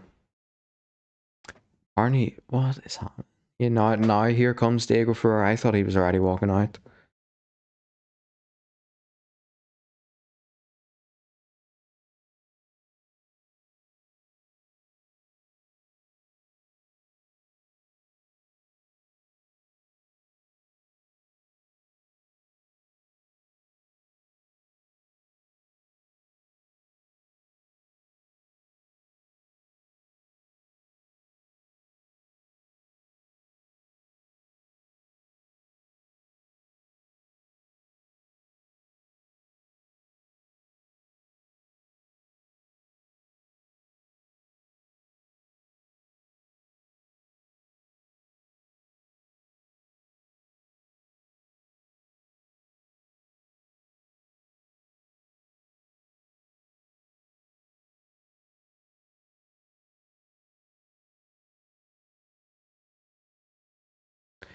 We're just I'm honestly I'm just chilling here. I'm so like I've talked a whole lot to be honest today, so it's tough to find new stuff to talk about.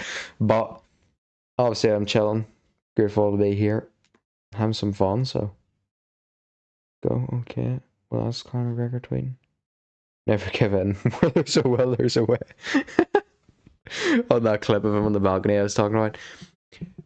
Taylor Tape, Ferrara is 41, Quarantillo is 37, or 41. Ferrara has a 4-inch reach advantage here at 74 inches of reach.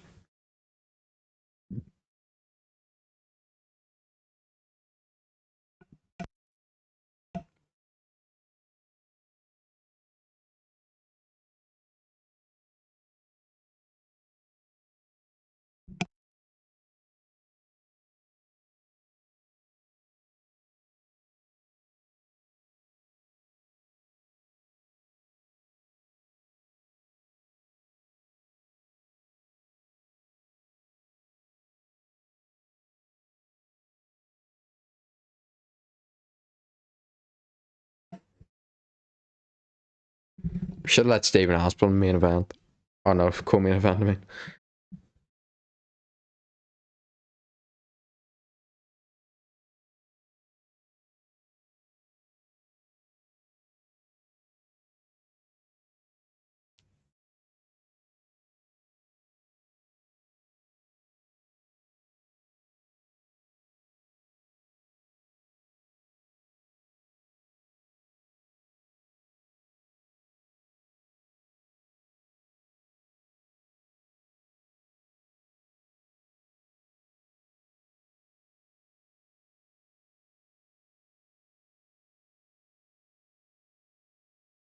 Alright, here we go.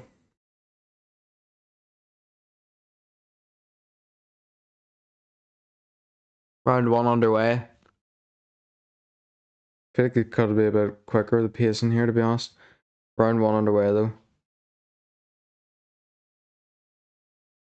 Quarantillo looks bigger, he lands a big overhand there. He is still the underdog, though.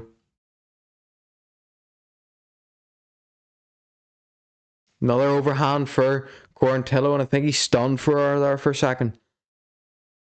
Ferrara's throwing back now. He lands a left hook, or right hook, I mean. Front kick to body miss for Quarantillo. He goes to the hook, gets it. Nice couple of uppercuts on the inside. Knee, though. Quarantillo's down. Knee from Ferrara.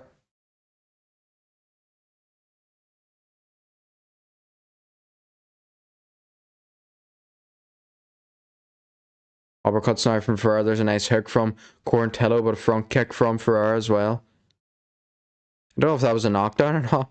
It's hard to tell.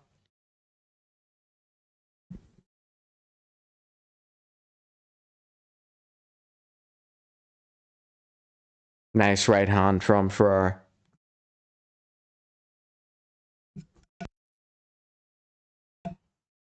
Head kick, Mr. Quarantillo. Nice exchange there between both fighters. Ferrara comes out better though. He landed 2 shots that backhand. A nice hook. Oh, another straight left for Ferrara there. Oh, nice body kick there from Ferrara. That was a great shot. Nice 1-2 from Ferrara and another 1-2.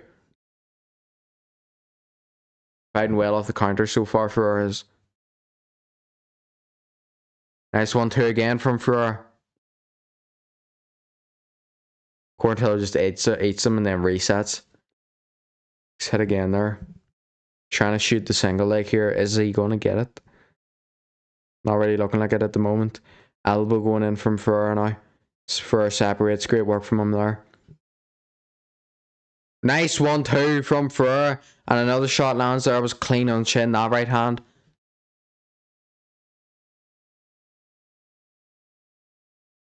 Nice combination again from Ferrara there. Front kick to the head. Love to see it. Nice combination from him again. He's just walking Quarantillo into the shots, to be honest.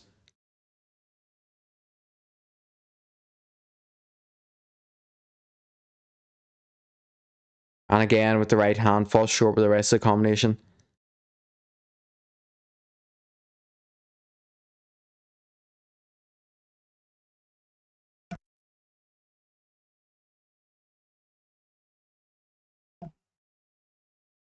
Nice body kick from Ferrari and another straight right hand. Lands flush for him. Now he gets the takedown as well. Great work from him there on that entry.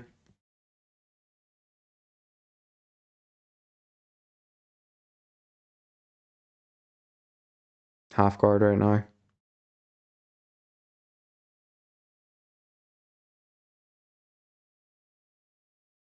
Quarantillo's been eating some huge shots. See what the ground and pound's going to look like here from Ferrer. Lands a couple of elbows through the guard and a hammer fist. Hi.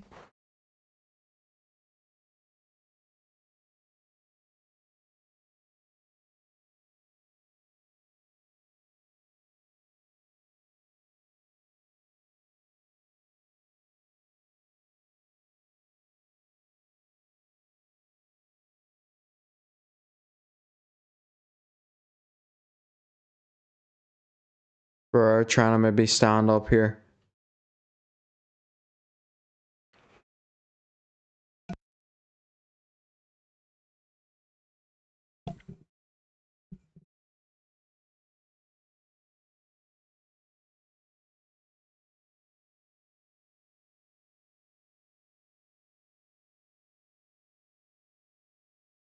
Stand up, like, come on. Get moving again, get up. Head kick attempt there from Ferrer as Quarantillo was getting up. Quarantillo's going to run into shot. There was a nice outside leg kick from him though. Oh, a huge right hand from Ferrer. Spun the jaw of Quarantillo, who just keeps walking forward. Another couple of shots there from Ferrer. Watch this counter. Really see how this lands. Quarantillo's putting his hands up, but it doesn't matter when you're the one that's just 840 straight clean right hands in the chin. Whether you took them or not, you still lost the round. Or you're just walking straight into his punches like prime patchy mix activities. Like, I don't know why you're doing that.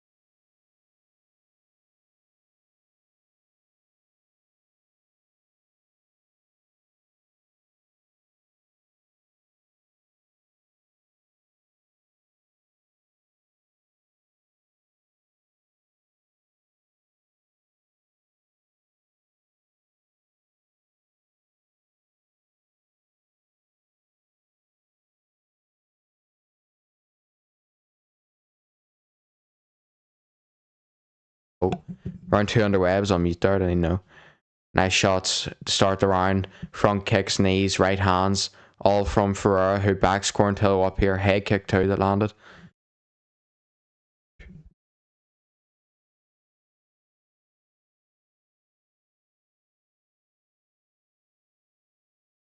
Nice right hand uppercut from Ferreira.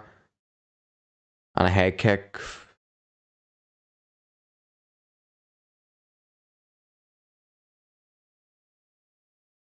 Armin Sarukian spinning back kick to the body from Quarantillo.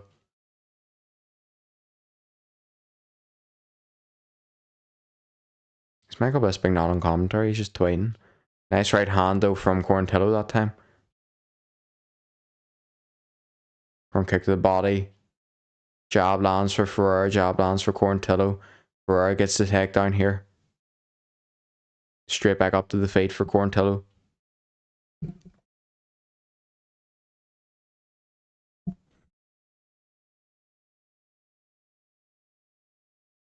All Ferreira has to do pretty much is throw a straight right hand. It usually lands.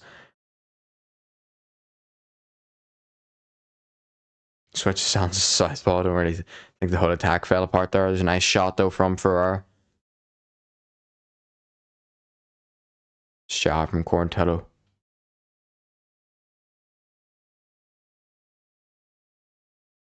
Nice 1-2 from Ferrer.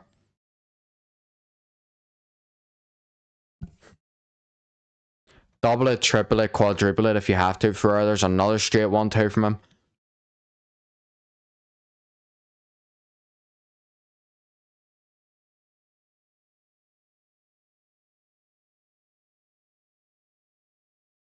Nice 1-2, 1-2 again. And now Quarantillo is hurt, dodges that front kick, but gets hit with the right hand over the top. And again, trying to throw back, but gets hit with the right hand again. Ferrer is just going to back off. Oh my. Kid's sitting there eating right hands to the dome piece, like, and you're not going forward and trying to finish him. Like, he's not even moving his head. Double leg attempt if Ferrer gets it. What is Quarantillo doing in this fight? He's getting tucked down whenever Ferrer wants to take him down, and he's walking forward in his straight right hands with zero defense. That's all Quarantillo has done in this fight, and he's landed a nice jab in between. What is this about? Like, Ferrer just needs to walk forward and start pacing him. He gets his pace. He might walk forward for a second, and then he just starts backing up, looking for the counter again. Like, put it on him. Get him out of here. If you saw him fighting you, I guess you need to get them out of here. Uppercut from Ferrer. Get out of southpaw, bro. Get out of southpaw, please. Front kick misses. It's been a nice shot to Ferrer. It's a couple of shots, and he needs to change back to orthodox. Quarantillo taunting again, like he's not getting his jaw spun every 2 seconds. Misses there. Nice right hand again from Ferrer and a jab. Body work now from Ferrer. Right hook to the chin too. Nice 1-2 again from Ferrer and a jab after it. Nice body kick, but nice time leg kick from Quarantillo there. A nice hook over the top as well from him.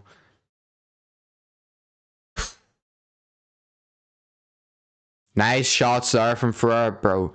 Walk forward and put this guy down. Like, just walking forward into your punches and you're hitting him, stunning him, and then you're walking backwards.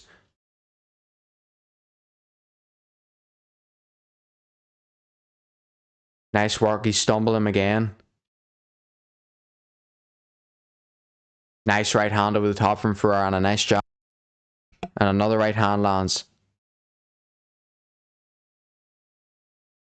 Nice low kick from Quarantillo. Nice right hand over the top again for Ferrer.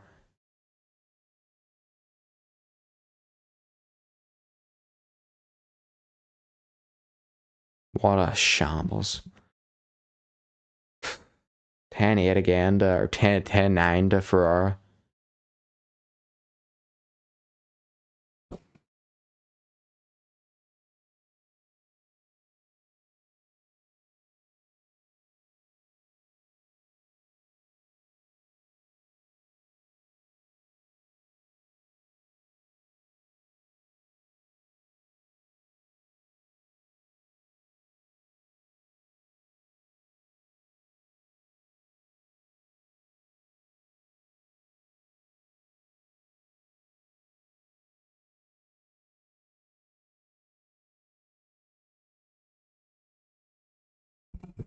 Is that it? Or what's he doing?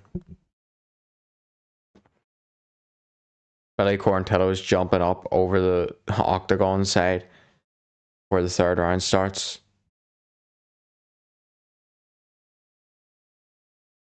Don't know where that energy is when he's fighting, like, because all he's been doing is walking forward in the straight right hands. But anyways.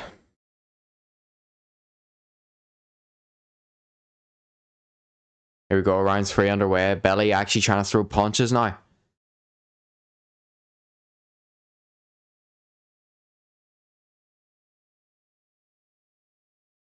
Nice hook there from Quarantillo. Trying to put the pressure on still. With a bit more action rather than just defending punches with his head. Nice right hand over the top from Ferrer and a front kick to the chin. What a shot, and another right hand. Put it on. No. If you hurt your opponent, why you're pacing him up Like, you're genuinely punching the head off him. I know he's landing some punches now. It's about time. But you're genuinely punching the head off him. And then you shoot a double leg. Nice 1-2 from Ferrer. And again. And again. Like, where is it? This is insane. And another couple of shots and another right hook for Ferrer. And another jab. And he's straight back into the back foot. He can get Quarantillo out of there. Nice shot from Ferrer. It's the left hand that time. Goes to the body with the right hand there. Jab to the head from him. Leg kick Quarantillo in on a double leg. Throw the elbows to the side of the head or something there if you can. For a nice sweep of the leg there from Quarantillo to get the single leg.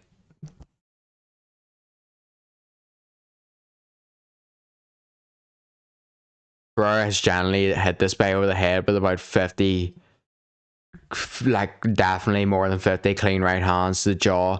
That's a nice reversal from Ferrer. And Ferrer's looking to take the back here. He's going to get it. See if he can finally get the finish in the third with the submission. I think he's going to be too high up here. Billy's trying to slide him off the top of his back. The way he's been defending right hands wouldn't shock me if he just gave this choke. So, may as well go for it, like. Top mount now for Ferrer. Elbows, come on. There's an elbow through the guard and another one. Elbow again. Quarantillo doing some crafty stuff here though, using the cage disadvantage.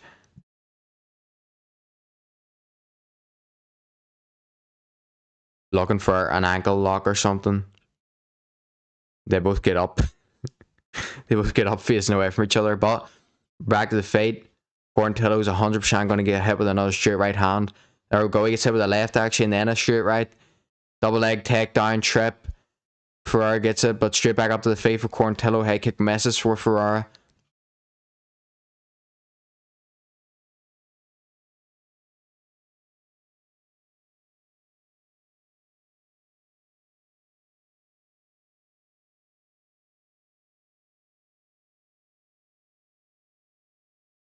Nice shot. Huge right hand from Ferrer, and Quarantillo's hurt here. He goes to the uppercut instead of straight right hand. Oh my. You've hit him with that punch. Literally 135 significant strikes. You've hit him with that punch with about 130 times. And you just change it up when you hurt him. And you shoot a takedown. Throw your 1-2. And when you clip him, throw it again. Then throw it again. I don't care if this sounds like it would end up being repetitive. Because Billy Quarantillo has not moved his head 1 centimeter. So I don't expect it to change with a minute left in the fight. Throw your right hand. And again. No, straight back onto the back foot. Switching to southpaw even though we've landed about 4 punches out of there. Onto the double leg. This is insane. This is insane.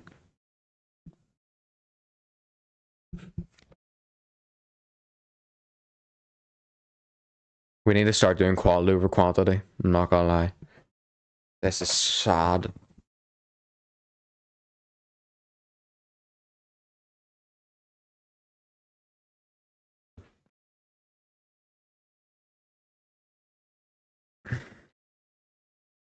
Quarantillo trying to land ground and pound. I'm scrolling on Twitter. I don't even care.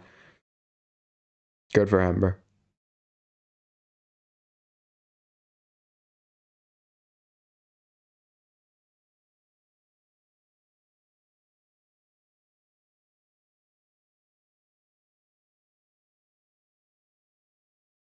Quarantillo's gonna need Deontay Wilder prime level power to put him out with one of those shots. Ferrer kicks him off and they're fighting here after the bell. Don't know what Billy's fighting over. He just walked into 40 straight right hands and over the 3 rounds lost it 30-27 and now he's celebrating like he's won.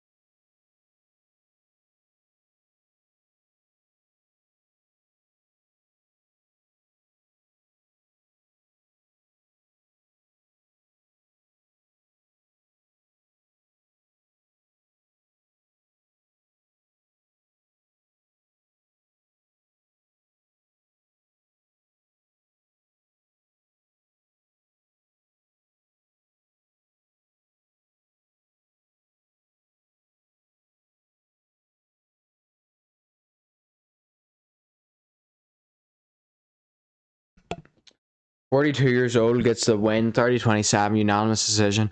I don't know why Corntillo and his team after were celebrating like that whenever they literally just ate 135 straight significant right hands to their dome. But it's up to you. 30-27 decision loss on all three scorecards for Corntillo. I don't know why he was celebrating like that. I don't know why he was jumping up over the cage like that when in the middle of the round, in the middle of the corner bit. I don't know what sort of shit he was on there, but celebrating like that after a fight where you just took 100 punches, clean right hands to your jaw. I don't know what you're celebrating, bro. Just got outclassed in every aspect of that fight, even in the grappling. Weird, but anyways, I'll be back in a minute.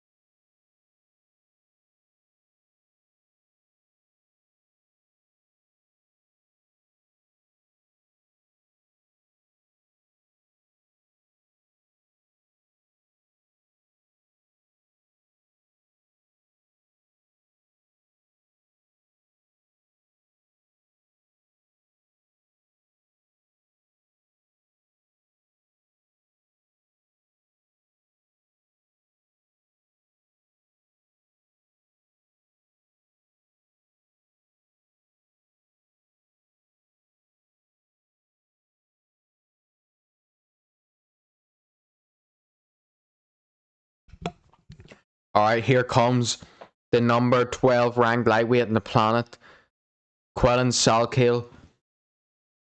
Let's go.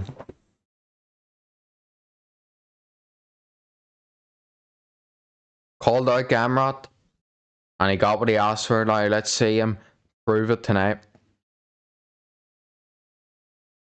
Obviously, we all know I picked him, so hopefully he gets it done. It's going to be a tough fight, no doubt about it. Gamrot over 5 rounds. Gamrot is really the fighter that if you beat, you know, you usually go on to be very good in the division. And if you don't beat him, you usually go on to still be in the rankings and stuff, but maybe not as high as others.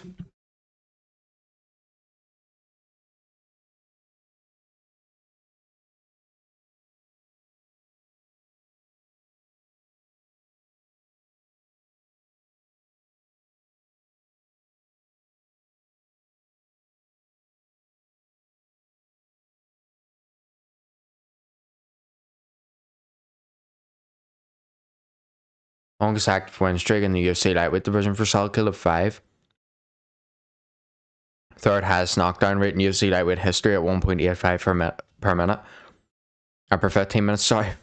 A knockdown per minute would be crazy work.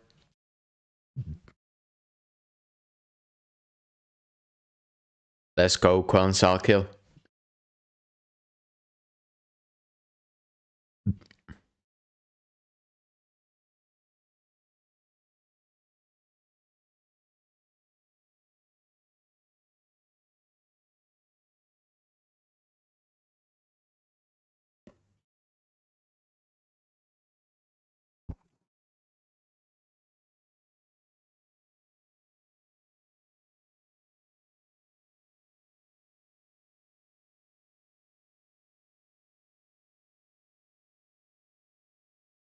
Here comes Gamrot.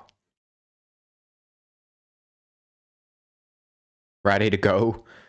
He's not got any of that tracksuit on or anything. Salkilld, he just has the UFC shorts, the UFC gloves, and he's ready to fight.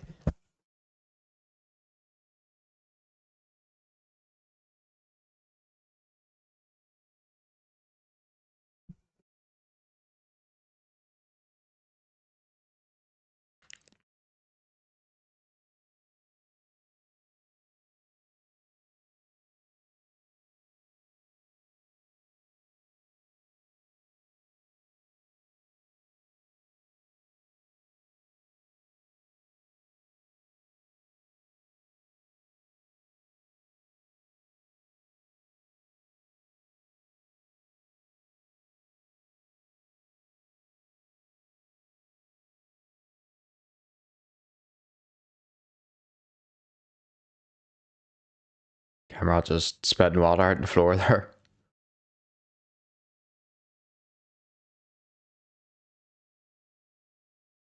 Tough times in the UFC. Gamrot is a former KSW lightweight and featherweight champion.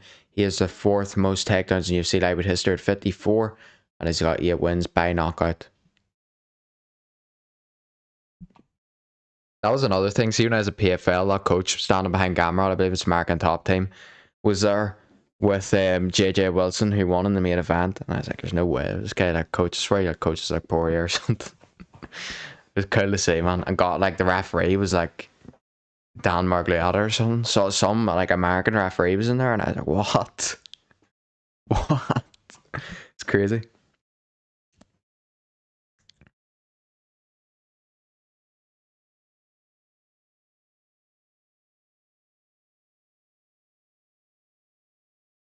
The tape for your main event: 35 years old, Gamrot, number 8 ranked. Salkilld, number 12, ranks 26 years old. Salkilld has a 4.5-inch reach advantage and a 2-inch height advantage at 6 foot tall.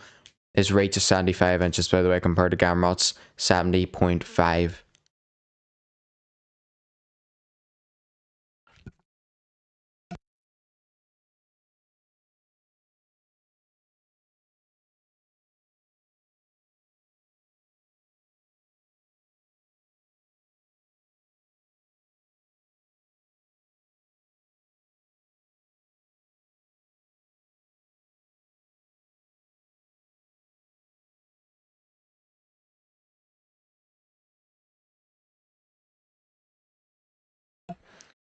Ah, oh, 2 seconds.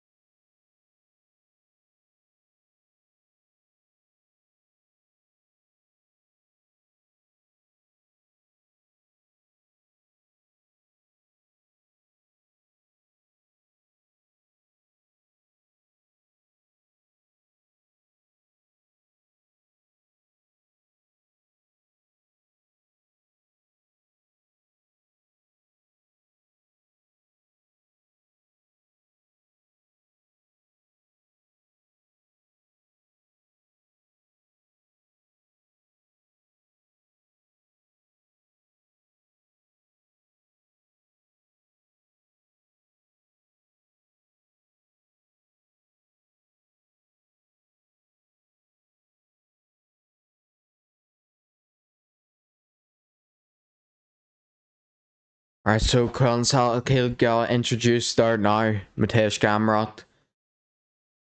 Gamrot, like I said, number 8 ranked in the lightweight division. 26 wins, 4 losses, 1 no contest. 5'10", 155.5 pounds. Fighting out of Poznan, Poland. And he's the underdog in this one. Actually, I'm shocked by that. I obviously picked Salkilld, but I would have thought like people batting probably would have picked Gamrot, so fair enough.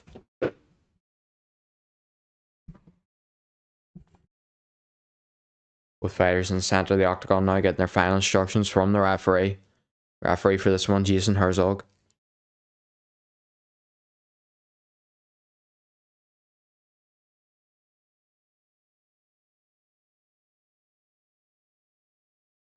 Here we go.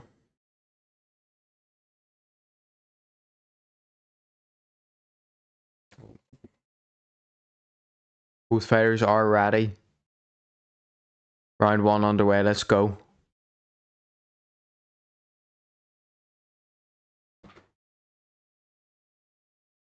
Salkilld coming out with that jab early. Now, one thing I was mentioning in the prediction video is the timing of Gamrot's takedowns, but that was good distance management there with Salkilld on his jab. He's also feinting the knees up the middle at the moment.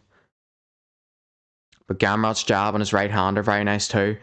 Something else I mentioned you gotta watch so on body kicks, because obviously Gamrot will be looking to catch those. Nice left hook from Salkilld and he hurts Gamrot. Gamrot's in on a single leg though. Gamrot's stunned early by Salkilld, who's trying to defend the single leg. Gamrot's got a hold of that leg though. He's going to have to ground and pound here, surely. He's on top though. Salkilld.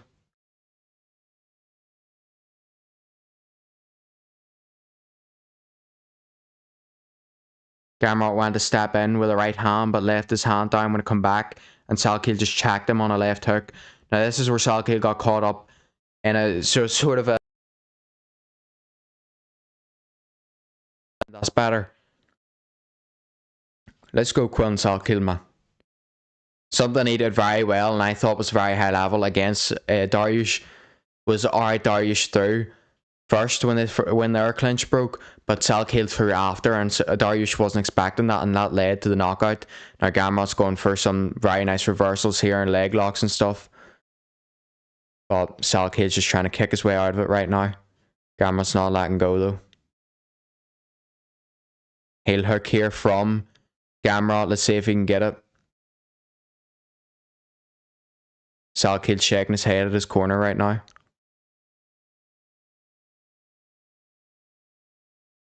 Doesn't look too bothered by it though. Gamrot's pulling and Salkild's just looking about the place. Because he was fighting it, and then, yeah, he's going to fight it now. Gamrot's caught too. Salkilld got luck to stand here. Free your leg. You got to stand, bro. Don't go back to the grappling unless you're going to get through the ground and pound to be fair. Salkilld trying to land some ground and pound shots now. Gets one through there and an uppercut now. Gamrot gets back to his feet and another right hand and a head kick just misses for Salkilld. Back to the feet. Gotta get back to that jab if you're Salkilld. Do not overstep though, because Gamrot will time a takedown on that. Nice head kick attempt there from Salkilld and a nice job. Keeping it at range. Nice 2-1 though from Gamrot, who's breathing heavy out of his mouth already. Nice job. Right hand misses for Salkilld, who nods his head at Gamrot. Nice job from Gamrot now. Uppercut miss for Salkilld, the left hook behind it. Salkilld in on a double leg, and he's going to get it. What a takedown.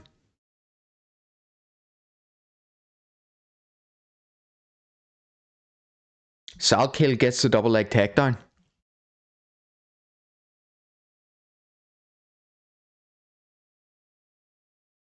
He's got those legs tied up too of Gamrot. Up against the cage, I suppose Salkild's going to go for a submission here. He does have a lot of submission wins. I believe that's an arm. Maybe. Nope, it was close though. It was close to the rear naked choke. He's got the body triangle. Gamrot is very high level grappling though, but Salkilld ends up on top mount, and then he might end up on bottom here though. He can't let that happen. He's got to try and hold on some sort of way. No, he's ended up on bottom here. He's trying to turn Gamrot around so he can get the rear naked choke. I don't know if he's going to end up in that position though. Still fighting for it though. Body triangle back in. He does get it. Turns Gamrot around. I'd start throwing here if I was Salkilld. He's sort of off to the side. Yeah, he uses it to take the mount and then back to the back of Dariush. Or not Dariush, sorry, Gamrot. Rear naked choke. Didn't have it under the chin though. Gamrot's trying to throw him off the top of his back. Rear naked choke. That's in from Salkilld. That's in.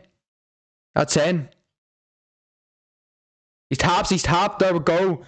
Salkilld in round 1 submission. What a performance. What a performance.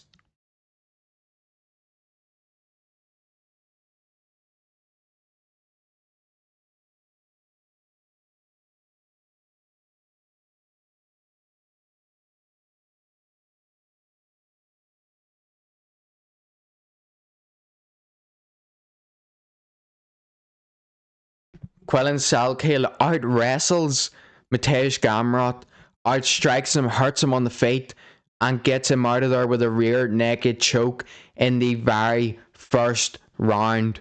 What a performance from Quillan Salkilld. Wow.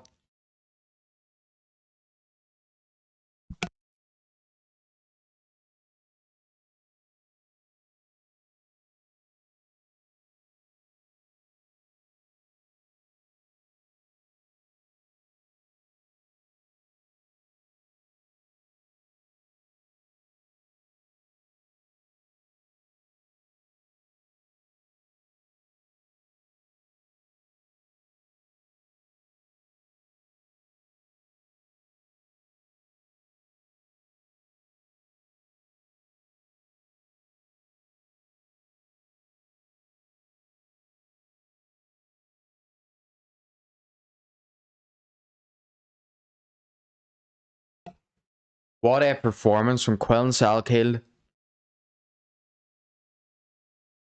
Dominates Mateusz Gamrot in every aspect of the fight, in every element of the fight. Chokes him out, knocked him down, took him down. Phenomenal performance from Salkilld.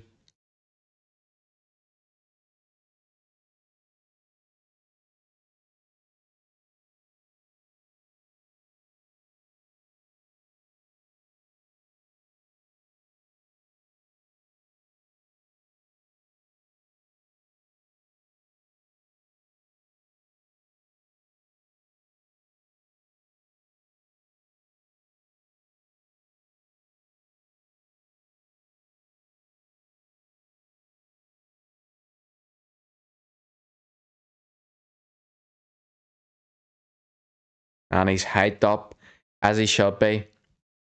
What a win for Quillan Salkilld. I want to hear this post-fight speech.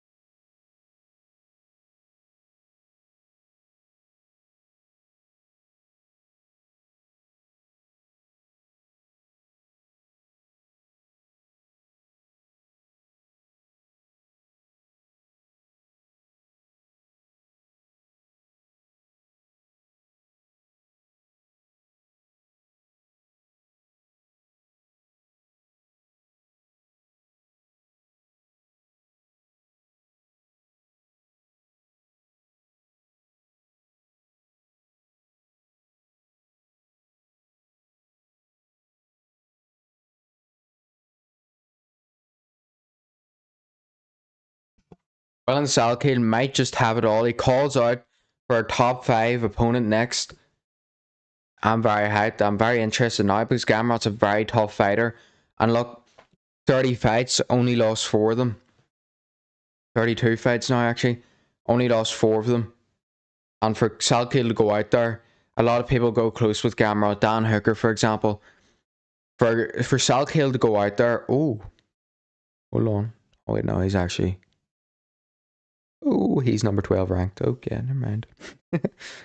Salkilld, number 9 ranked in the UFC meta rankings. This is the media though. Alright. Dan Hooker, number 9 ranked. Salkilld, number 12 ranked in the media rankings. So Salkilld will now be number 8 ranked. Above him is Rufy, who's fighting number 2 ranked. Then you have BSD, who just lost to Paddy Pimblett and will probably get choked out by Salkilld too, by the looks of it. Paddy Pimblett could be a good fight. Max Holloway. He said top 5 or close to it, so you know, the only one above him that's outside the top 5 is BSD, who's 6 ranked. Interesting. Look, that's a phenomenal statement there from Salkilld. He got me a bit hyped up here as well, so that's good. But yeah, what a performance, Salkilld. I believe at this moment in time, I'm speaking to myself, but either way, much appreciated the support today. I had a very good live stream earlier on with the Zuffa boxing card in Dublin, with R. McKenna becoming the new world champion from Ireland. And yeah, it's been a great night of fights. It's been a great time. And yeah, let's go. What a win for Salkilld. Like I always say, or I finished the last, yeah. Like I always say, you know what I mean, have a good day, night, morning, afternoon, wherever you are, whatever time of the day it is. Make sure you're enjoying it. Make the most of it as you can. And yeah, let's go.